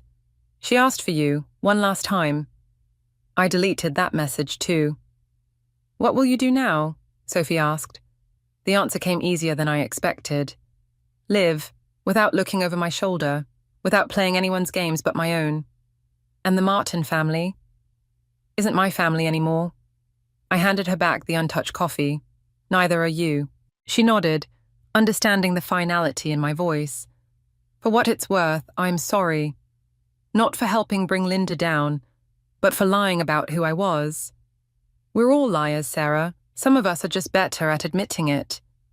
I turned away as Linda was escorted to the prison transport, her head still held high. The reporters surged forward, but David and Mia were already retreating into their waiting car. The Martin family's final act played out on the courthouse steps. My own car waited around the corner, packed for a trip with no fixed destination. On the passenger seat lay one last note, not threatening this time, but revealing. Linda's handwriting, delivered by her lawyer this morning. "You were the daughter I should have had. Remember that when they tell you my story." I crumpled the note and let it fall. The past could keep its own secrets now. The engine started with a quiet purr. In my rearview mirror, I caught a final glimpse of the courthouse, of David watching me leave, of Sophie standing alone on the steps, all the players in a game that had consumed years of our lives. But games end, players walk away. And sometimes winning means knowing when to stop playing. I pulled into traffic, leaving behind the echoes of revenge and the ghost of what could have been. The road ahead was clear, unmarked by threats or manipulation. For the first time since I'd married into the Martin family, I felt truly free. Not from the consequences, those would follow us all, but from the need to make anyone pay for them. Sometimes the best revenge isn't about destroying your enemies or protecting yourself. It's about choosing to write your own story, even when others try to hold the pen. I drove on, letting the city fade behind me, carrying only what I needed: the truth, my freedom, and the knowledge that some victories come not from what you take, but from what you choose to leave behind. Success tastes like expensive champagne and smells like designer perfume, at least until someone decides to pour their glass of spite all over your Valentino dress. I'm standing here, in the middle of the Ritz-Carlton ballroom, watching $300,000 worth of marketing campaign results dissolve into nothing but whispers and sideways glances. I'm Everly, and 5 minutes ago, I was on top of the world. Really, darling, we all know how these things work. Margaret's voice carries across the room like a perfectly aimed arrow. Young women getting ahead so quickly. Well, let's just say some of us remember what it was like in our day. The champagne flute trembles in my hand. My mother-in-law's words hang in the air, dripping with implications that have nothing to do with merit and everything to do with destroying what should have been my moment. "Mother," Mark says, but his voice lacks conviction. He's standing there, my husband of 7 years, wearing his custom-tailored suit and that weak smile that's become his signature move whenever his mother decides to take aim at me. "Oh, come now," Margaret continues, her silver hair catching the light from the crystal chandeliers. "I'm simply saying what everyone's thinking. Senior marketing director at 34? That's quite remarkable." Sophie catches my eye from across the room, her face a mix of horror and sympathy.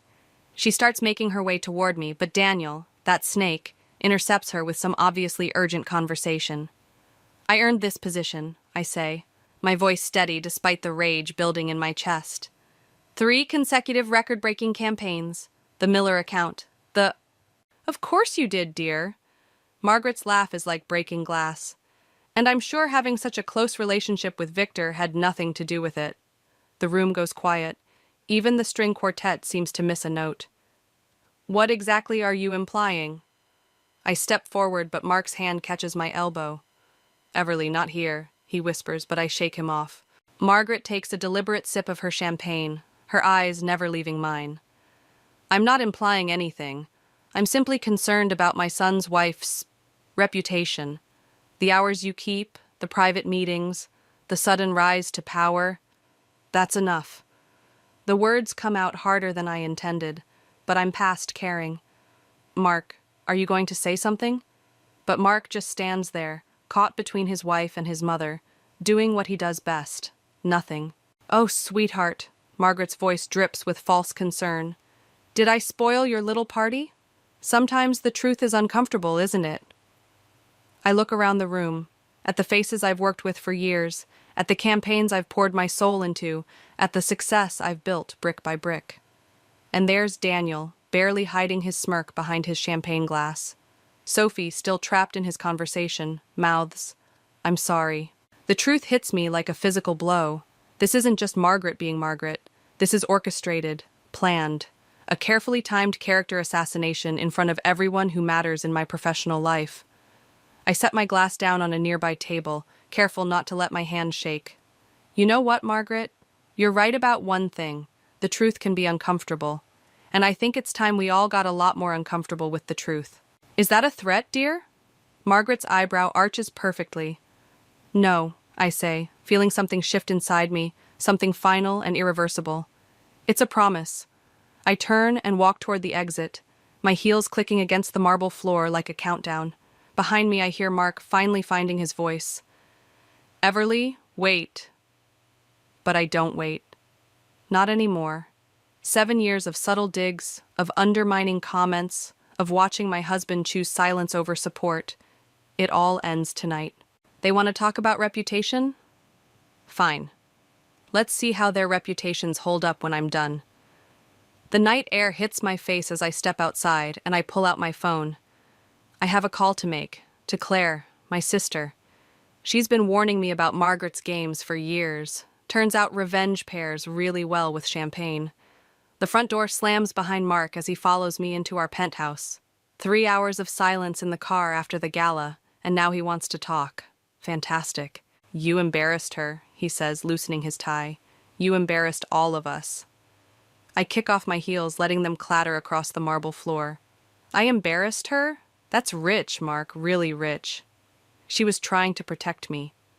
He runs his hands through his hair, a gesture I used to find endearing. "Now it just looks like weakness. You don't understand how these things look. How they look." My laugh comes out sharp enough to cut glass. "Your mother just implied I slept my way to the top in front of our entire professional circle, and you're worried about how things look?" The doorbell rings. Mark moves to answer it, but I wave him off. "That's Claire. I called her." "Your sister?" It's midnight, Everly. We need to talk about this. No, what we needed was for you to talk about this 3 hours ago, at the gala, when it mattered. Claire bursts in, all nervous energy and smudged eyeliner. She takes one look at us and says, "Well, you both look like shit." "Not now, Claire," Mark starts, but she cuts him off. "Yes, now. Because I've spent 7 years watching my sister twist herself into knots trying to please your mother, and I'm done. We're all done." I pour 3 fingers of bourbon into a crystal glass, Margaret's wedding gift, ironically. "Want to know the best part, Claire? Daniel was in on it. He's been feeding Margaret information about my projects, my meetings." Mark's head snaps up. "What? How do you know?" "Sophie texted me. Apparently Daniel's been quite chatty lately about my special relationship with Victor." The bourbon burns going down. "Your mother didn't come up with those accusations out of nowhere." "That doesn't mean—" Mark starts, but Claire interrupts again. "Stop. Just stop defending her. Do you know what Margaret said to me at Christmas? That it was such a shame Everly prioritized her career over giving you children, that maybe if she'd been more traditional, more family-oriented, things would be different." The glass freezes halfway to my lips. "You never told me that." "Because I was trying to protect you." Claire's voice cracks. "But I can't anymore. Not after tonight. Mark, your mother is systematically trying to destroy everything my sister has built." Mark paces the living room, his reflection multiplying in the floor-to-ceiling windows. "You're both overreacting. Mother has her ways, but she means well." "Means well?" I slam the glass down. "She just torpedoed my reputation in front of the entire board. Victor was there. Mark, my boss was there, watching your mother imply I earned my position on my back. Then quit." The words explode out of him. "Just quit. Take some time off. We don't need the money. Mother's right. This isn't how a family works." The silence that follows is deafening. Claire's hand finds mine, squeezing tight. "A family works?" My voice is deadly quiet now. "Tell me, Mark, how exactly does a family work? Because from where I'm standing, it looks like your mother orchestrates. You enable, and I'm supposed to smile and take it until I break. That's not fair. Neither is this marriage anymore." He stops pacing.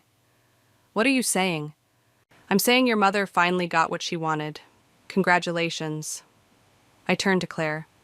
"I need your help with something. There are files in my home office, documents about Margaret's business dealings with Victor. I think it's time we took a closer look." "Everly," Mark's voice holds a warning, "don't do this." "Do what? Protect myself? Stand up for myself? God forbid a woman in your family does either of those things." Claire's already heading to the office. "I'll start going through them." Mark grabs his coat. "I'm going to Mother's. She needs to know what you're planning." "Of course you are." I don't even look at him. "Tell her I said thanks for the champagne. And Mark, don't bother coming back tonight." The door closes behind him, softer this time. Somehow that's worse than a slam. Claire returns with a stack of folders. "You okay?" "No." I pour another bourbon. "But I will be. Margaret wants to play games? Fine. Let's see how she handles someone who's finally ready to play back." "What's the plan?" I smile, and it feels like breaking and healing all at once. "First, we find out exactly what she and Victor have been hiding. Then we make her wish she'd never heard my name. Numbers don't lie, but people do. I'm staring at financial records spread across my desk at 3 a.m, and Margaret's lies are written in red ink and creative accounting. Sophie's sitting across from me, her face illuminated by her laptop screen while Claire paces behind us, muttering into her phone. "Found something," Sophie says, turning her screen toward me. "Look at these transfers between Margaret's consulting firm and Victor's holdings. They're routing company funds through shell corporations." My fingers trace the pattern of transactions. $7 million in the last 18 months. No wonder she's been so desperate to keep me away from the board meetings. Claire ends her call, dropping into a chair. "That was my contact at the SEC. These transactions, they're not just shady, they're illegal." "And Daniel's been covering for them," Sophie adds, pulling up more documents. "He's been doctoring the marketing reports to hide the money trail. That's why he's been so threatened by your promotion. You'd have access to everything." The pieces click together like a poison puzzle. That's why Margaret attacked me at the gala. She wasn't just being spiteful, she was trying to discredit me before I could discover this. My phone buzzes. Mark. Third call tonight. I silence it. What are you going to do? Claire asks, but she's interrupted by a knock at my office door. Victor stands there, his usual polished appearance slightly disheveled. Ladies? Working late? Sophie quickly minimizes her screen, but Victor waves her off. Don't bother. I know what you've found. How long have you known about Margaret's schemes? I ask, standing. Longer than you'd think. He closes the door behind him. But not as long as your husband. The world tilts sideways. What? Mark's been helping his mother hide these transactions for years. Did you really think he was just a passive bystander? Victor's smile is sharp. He's been playing both sides, keeping you distracted with family drama while helping Margaret build her little empire. Claire starts to speak, but I hold up my hand. Prove it. Victor pulls out a USB drive. Everything's here, including emails between Mark and Margaret discussing how to handle you if you ever got too close to the truth. My hands don't shake as I take the drive. They should, but they don't. Why are you showing me this? Because Margaret's getting sloppy. The SEC is already asking questions, and I'm not going down with her. He straightens his tie. Consider this my insurance policy. After he leaves, Sophie breaks the silence. Everly, this changes everything. If Mark's involved, it changes nothing. My voice sounds strange to my own ears. It just means the list of people who need to face consequences got longer. Claire grabs my arm. Think about what you're saying. This isn't just about Margaret anymore. This could destroy everyone involved, including Mark. They destroyed themselves. I plug in the USB drive. They just didn't expect anyone to notice. My phone buzzes again. Mark, again. This time I answer, putting it on speaker. Everly, please come home. Mother says you've been asking questions about the company finances. Whatever you think you found, how long have you been helping her hide the money, Mark? The silence stretches for 3 heartbeats. Who told you? You just did. I end the call. Sophie starts gathering the documents. We need to be careful. If they realize how much we know. They already do. I pull up my email. Margaret's probably destroying evidence right now, but she doesn't know about Victor's drive, and she doesn't know I've already sent copies of everything to my lawyer. Claire's phone chimes. Speaking of Margaret, she just called an emergency board meeting for tomorrow morning. Perfect. I stand, smoothing my skirt. Then that's where we'll do it. Do what? Sophie asks, but her expression says she already knows. End this. All of it. I look at the family photo on my desk. Mark, Margaret, and me at last year's Christmas party. We're all smiling, all lying. They wanted to play happy families while building their fortune on fraud. Tomorrow, we show everyone exactly what kind of family they really are. Claire touches my shoulder. Are you sure? Once you do this? I've never been more sure of anything. I take the photo and drop it in the trash. Margaret wanted to talk about reputations? Let's see how hers holds up in front of a federal investigation. The night stretches ahead, full of possibilities and preparations. Tomorrow, everything changes. Tomorrow, they learn what happens when you underestimate the woman you tried to destroy. Tomorrow, we go to war. The boardroom feels like a tomb at 7 a.m., all polished mahogany and morning shadows. I'm here early, arranging documents like weapons on the table, when Victor slides in through the side door. They're destroying evidence, he says without preamble. Margaret had Daniel working through the night. I keep my voice steady. Let them try. You don't understand. Victor leans closer, his cologne mixing with coffee breath. They're not just covering their tracks. They're creating a paper trail that leads to you.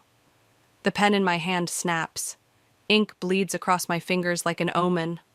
Smart move, really, he continues. Who better to take the fall than the ambitious new director who had access to everything? Margaret's quite thorough when she wants to be. Sophie bursts in, face flushed. Everly, Daniel's team just submitted a revised quarterly report.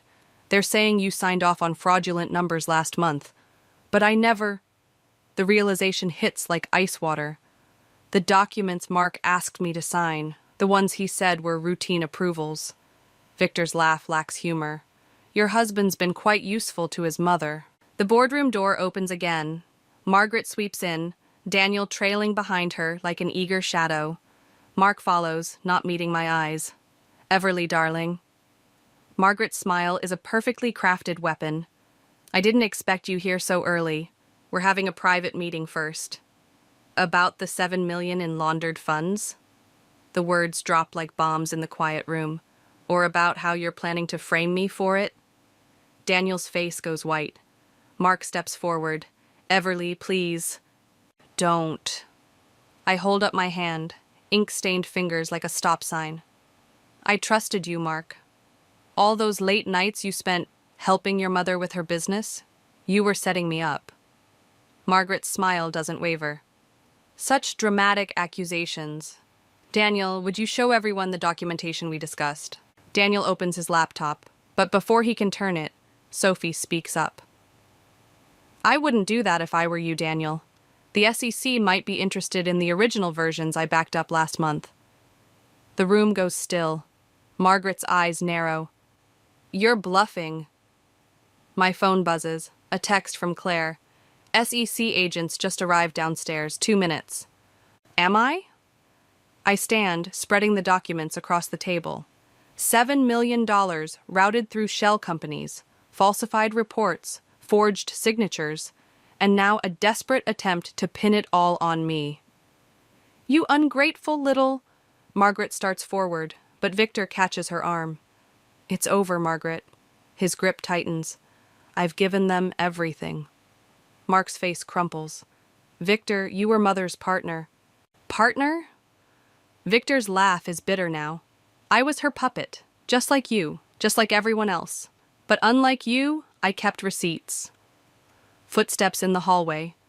Margaret's composure cracks. Mark, do something. But Mark just stands there, trapped between his mother and his wife, paralyzed by the weight of his choices. The boardroom door opens. 2 SEC agents enter, followed by Claire and my lawyer. Margaret, one agent says, we have some questions about your financial records. What happens next feels like slow motion. Margaret lunging for Daniel's laptop. Sophie blocking her path. Mark trying to reach for me as I step away. The agents moving forward, badges out. Daniel cracking under the pressure, words spilling out like confession. But I'm not watching them anymore. I'm watching Victor, who meets my gaze with something like respect, or maybe warning. Mrs. Harrison, the agent turns to me, we'll need your statement as well. Of course. I gather my documents, carefully avoiding Mark's desperate eyes. I have everything right here. Margaret's voice cuts through the chaos. You'll regret this, Everly, when this is over. It's already over. I turn to face her fully.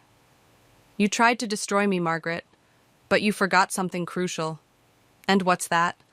I learned from the best. I smile, and it feels like victory and venom.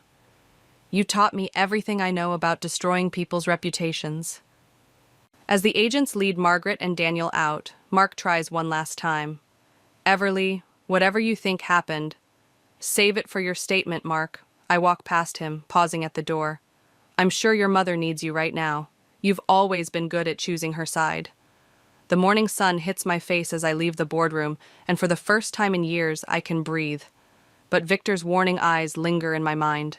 A reminder that in games like this, victory often comes with hidden costs.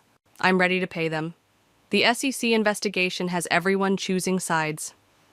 I watch from my office as Daniel packs his desk, his hands shaking as he drops family photos into a cardboard box.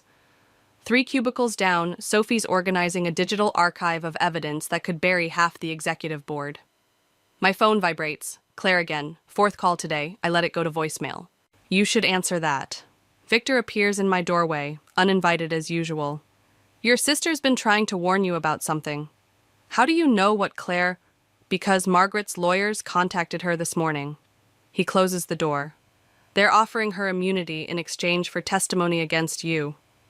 The world tilts sideways. Claire has nothing to do with this. No? Victor slides a folder across my desk. Remember that startup she launched last year? Guess who secretly funded it through one of Margaret's shell companies?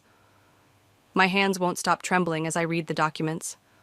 Claire's signature on papers she couldn't possibly have understood. Dates that line up perfectly with Margaret's larger scheme. My own sister, I whisper. Margaret's thorough. Victor shrugs. She's been planning this longer than you realize. A knock interrupts us. Sophie bursts in, face flushed. Mark's here. With lawyers. I stand, smoothing my skirt. Let them wait in the conference room. Everly. Victor's voice stops me. Before you go in there, there's something else you should know about Claire's company.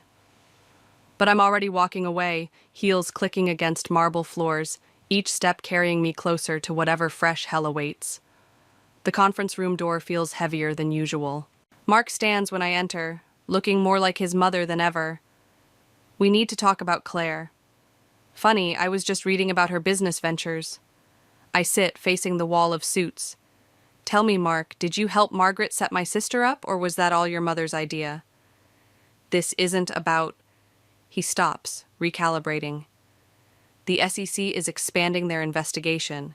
They're looking at everyone now, including Claire's startup. And Mother's willing to keep Claire out of it. All you have to do is sign a statement taking responsibility for the initial fraud. The laugh that escapes me doesn't sound entirely sane. You want me to confess to crimes your mother committed to protect the sister she manipulated into becoming an accomplice? I want to protect our family. Mark slams his hand on the table. Why can't you understand that? Your family, Mark. It's always been your family. I was just the outsider who didn't know her place. Sophie slips into the room, tablet in hand. She places it in front of me without a word. On screen, security footage plays. Claire entering Margaret's office late one night, leaving with documents. The timestamp matches the date of my promotion. Oh, God! The pieces click together. She gave Margaret access to my files. Mark at least has the decency to look away. She didn't know what Mother would do with them. Get out. My voice is ice. All of you. Everly, please. I said get out. They file out, leaving me alone with Sophie. She waits until the door closes before speaking. Victor's been asking questions about Claire's company financials. I know. No, you don't. She pulls up another document. The money Margaret invested? It's gone. All of it. Claire's company is bankrupt, but the funds were transferred somewhere else first. My phone buzzes again. Claire. This time I answer. Everly, thank God. Her voice is breaking. I need to tell you something. Save it. The words taste like ash. I know what you did. What I don't know is why. She said she'd help me fix things. The company was failing, and she promised to bail you out if you helped destroy me? Silence. Then, I didn't know she'd use the files that way. I swear, Everly, I was desperate. I end the call, turning to Sophie. Find out where that money went, and get me everything you can on Victor's connection to all this. What are you thinking? I'm thinking my sister's not the only one being manipulated. I stand, gathering the documents. And I'm thinking it's time to find out what Victor really wants. The sun sets outside my office window, casting long shadows across the city. Somewhere out there, Margaret's plotting her next move. Claire's world is collapsing, and Victor's playing a game I'm only beginning to understand. But they all forgot something crucial. I've got nothing left to lose, and that makes me more dangerous than any of them realize. The emergency board meeting feels like a funeral, and I'm both the corpse and the murderer. Margaret sits at the head of the table, pristine as ever, while Victor lurks in the corner like a particularly well-dressed vulture. The SEC investigators flank the room, their presence turning every whisper into potential evidence. Let's begin, Margaret announces, sliding folders to each board member. We're here to address the allegations of financial misconduct and determine appropriate actions. Sophie catches my eye from across the room, a slight shake of her head. Whatever's in those folders, it isn't good. As you can see, Margaret continues, the documentation clearly shows a pattern of unauthorized transfers and manipulated reports, all originating from the marketing department under my daughter-in-law's direction. I open my folder and feel the floor drop away. There they are. My signatures on documents I never signed, my initials authorizing transfers I never approved. The forgeries are perfect. Mrs. Harrison, one of the SEC investigators, leans forward. Would you care to explain these discrepancies? Before I can speak, the boardroom door opens. Claire walks in, followed by Mark and their lawyers. My sister won't meet my eyes. I have testimony, Claire announces, her voice barely steady, about Everly's involvement in the financial irregularities. The betrayal hits like a physical blow. Margaret's smile grows sharper. Claire, I start, but Victor interrupts. Before we continue, he stands, straightening his tie. I believe there's something else the board should see. He connects his laptop to the projector, and suddenly the screen fills with emails, hundreds of them, between Margaret and Mark, between Mark and Daniel, between Margaret and Claire. What is this? Margaret's composure cracks slightly. Insurance, Victor says. Every conversation, every plan, every step of your scheme to frame Everly, including, I might add, the real transfer records showing where Claire's company funds actually went. Claire gasps. Mark goes pale. You were recording everything? Margaret's voice could freeze hell. Of course I was. Victor turns to the SEC investigators. You'll find it all quite illuminating, especially the parts about Margaret's other shell companies, the ones even Mark doesn't know about. Margaret stands so quickly her chair topples. You treacherous... Careful, Victor cuts her off. The investigators are still here. The room erupts into chaos. Claire starts crying. Mark tries to reach for me, but I step back. The SEC investigators are already moving, collecting laptops, demanding phones. But something's wrong. Victor's smile is too satisfied, too practiced. Why? I ask him quietly, as the chaos swirls around us. Why help me now? Help you? He laughs softly. Oh, Everly, I'm not helping you. I'm destroying Margaret. You're just convenient collateral damage. What do you mean? Check your email, the one you just got 5 minutes ago. I pull out my phone, open my inbox. There it is. An email from an anonymous account containing documents that show my own involvement in a separate scheme. One I had nothing to do with, but with evidence so convincing it would take years to disprove. You set me up too, I whisper. Margaret taught me well. He adjusts his cufflinks. Never play just one game at a time. The SEC investigators are heading our way. Sophie's trying to get my attention, probably to warn me about the email she's undoubtedly discovered too.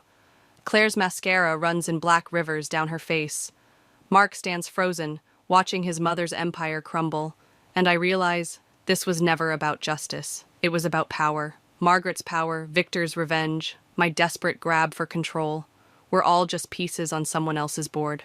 Mrs. Harrison, an investigator approaches. We need to discuss some additional documentation that's just come to light. I look around the room one last time. At Margaret, her perfectly constructed world shattering. At Claire, who sold her soul to save her company and lost both.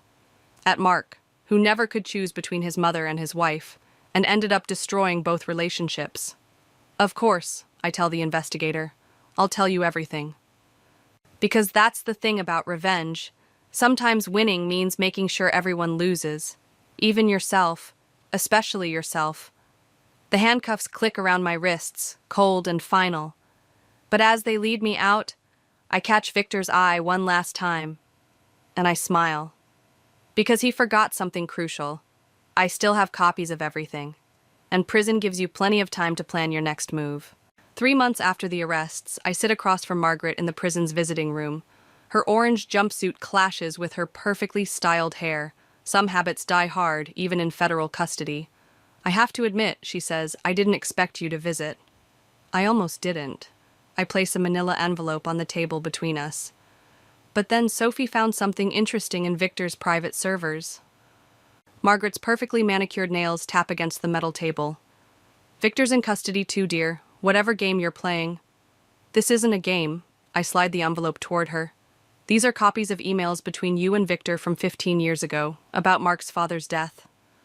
The tapping stops. For the first time since I've known her, Margaret looks afraid. It wasn't an accident, was it? I lean forward. The brake lines didn't just fail. Victor helped you arrange it, and then you spent 15 years keeping him close, using him, until he finally decided to bite back. You don't understand. I understand perfectly. You killed your husband because he threatened to expose your first financial scheme. Then you spent years building this careful, controlling image. The grieving widow, the protective mother, the successful businesswoman. Her mask slips, just for a moment. Everything I did for Mark. No. I stand, my chair scraping against concrete. Everything you did for power. Mark was just another piece you moved around your board, like Claire, like me. So what now? Her voice hardens. You'll expose the truth? Destroy what's left of Mark's image of his mother? The door opens. Mark walks in, followed by 2 investigators. He already knows, I say quietly. I showed him the emails last week. Margaret goes very still. Mark? He won't look at her. They found Dad's old brake lines in a storage unit, Mother. The one registered to Victor's shell company. They're reopening the investigation. You chose her over your own mother? Margaret's voice cracks. After everything I've done for you? No, Mark says. I chose the truth. Finally. I gather my things, but Margaret's not done. You think this makes you better than me? Look what your revenge has done to this family, to Claire, to everyone. The difference is, I never pretended to be anything other than what I am. I pause at the door. And I never killed anyone to keep my secrets. Everly, she calls after me. The company's destroyed. The family's ruined. Was it worth it? I think about Claire, in rehab now, finally getting help. About Sophie, promoted to head of marketing. About Mark, in therapy, learning to exist outside his mother's shadow. Ask me again in 15 years. The door closes behind me, leaving mother and son alone with their ghosts. Outside, Sophie waits in her car. How did it go? They're reopening the case. I buckle my seatbelt. Mark's testimony should be enough to convict her this time. And Victor? Made a deal with prosecution. He'll testify about everything. The murder, the fraud, all of it. Sophie pulls into traffic. What about you? The SEC dropped their charges, but my career in corporate finance is over? I laugh, and it feels genuine for the first time in months. Good. I'm tired of playing their games. My phone buzzes. A text from Claire. 6 months sober today. Thank you for not giving up on me. You know, Sophie says carefully, the tech startup I mentioned is still looking for a marketing consultant. Someone who knows how to rebuild from scratch. I watch the city scroll past, thinking about power and revenge and the cost of truth, about how destroying something corrupt might be the first step to building something better. Maybe, I say. But first, I need to visit my sister. Sophie nods, understanding. Want company? No. I smile, feeling lighter than I have in years. I think it's time for some honest family conversations. The sun sets behind us, painting the sky in shades of redemption. Somewhere in a prison visiting room, a son confronts his mother's crimes. In a rehab center across town, a sister rebuilds her life. And here, in this car, I finally understand. Sometimes revenge isn't about destroying your enemies. Sometimes it's about destroying the lies that gave them power in the first place. The startup's office feels different from the corporate towers I'm used to, all exposed brick and natural light. Sophie leads the interview panel, but we both pretend we've never met. Professionalism matters, even in fresh starts. Your experience is impressive, one interviewer says, but there's the matter of your previous company's situation. You mean the fraud investigation that took down 3 executives? I smile. That's exactly why you should hire me. I know every way a company can be corrupted from the inside, which means I know every way to prevent it. Sophie's lips twitch. She knows what I'm not saying, about power, about consequences, about the weight of truth. The panel exchanges glances. When can you start? Before I can answer, my phone buzzes. Claire's name flashes on the screen. Excuse me, I need to take this. In the hallway, Claire's voice shakes. Victor's dead, apparent suicide in his cell, but his notes, Everly. He left documents about Dad's company, about what really happened before Margaret took control. It wasn't just Mark's father she had killed. The world tilts sideways. Again. There's more, Claire continues. The FBI wants to talk to us, both of us, about what happened before Mom died. I lean against the wall, feeling the cool brick against my palm. Our mother's car accident when we were teenagers, the one that left Margaret as our father's closest business advisor. The one that never made sense. I'll be there in 20 minutes. Back in the interview room, Sophie reads my face instantly. Everything okay? Actually, no. I gather my things. I need to reschedule. There's something I have to finish first. The position might not be here when you return, one interviewer warns. Then it wasn't meant to be. I pause at the door. Some things matter more than career moves. I learned that the hard way. Outside, Mark waits by his car. Of course, Claire called him too.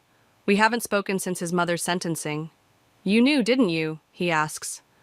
About Victor's investigation into my father's death. That's why you pushed so hard to expose everything. I suspected, but I didn't know about your father's first wife, or mine and Claire's mother. I meet his eyes. Did you? No. He looks older somehow, worn by truth. But I should have. The pattern was always there. My phone buzzes again, the FBI agent assigned to Victor's case. The past isn't done with us yet. Maybe it never will be. What now? Mark asks. Now we finish it. All of it. I get into his car. Margaret didn't just destroy our families. She built an empire on bodies. Victor knew. That's why he played both sides. He wasn't just seeking revenge. He was gathering evidence. And now that evidence dies with him? No. I pull out my phone, show him Victor's last email to me. Now it lives with us. Mark starts the car. The company's gone. Mother's in prison. Isn't that enough? Ask your father. Ask my mother. Ask everyone who stood in Margaret's way and paid with their lives. I look out at the city, at all its gleaming towers built on secrets. This was never just about revenge, Mark. It's about justice. You sound like Victor. No. I think about Margaret in her prison cell, still believing she's the victim. About Victor, playing games until the very end. About how revenge and justice sometimes wear the same face, but leave different scars. I sound like someone who finally understands the difference between vengeance and truth. We drive toward the FBI office, toward more revelations, more pain, more clarity. The startup job will have to wait. Some debts demand payment in full. Sophie texts, "Whatever you're doing, be careful. Power corrupts both ways." She's right, but there's a difference between seeking power and seeking truth. Margaret taught me the first. Victor's death taught me the second. And somewhere between those lessons, I learned who I really am. The FBI building looms ahead, a monument to consequences. Mark parks, but doesn't move to get out. Ready? He asks. I think about Claire, waiting inside, about the truth that's haunted our families for decades, about how ending things sometimes means starting them over. No, I answer honestly, but that's never stopped me before. We walk toward the truth together, neither friends nor enemies, just survivors of the same storm. And maybe that's the real victory, not the revenge, not the justice, but the clarity to know the difference. Some echoes never fade, but we choose which ones to answer,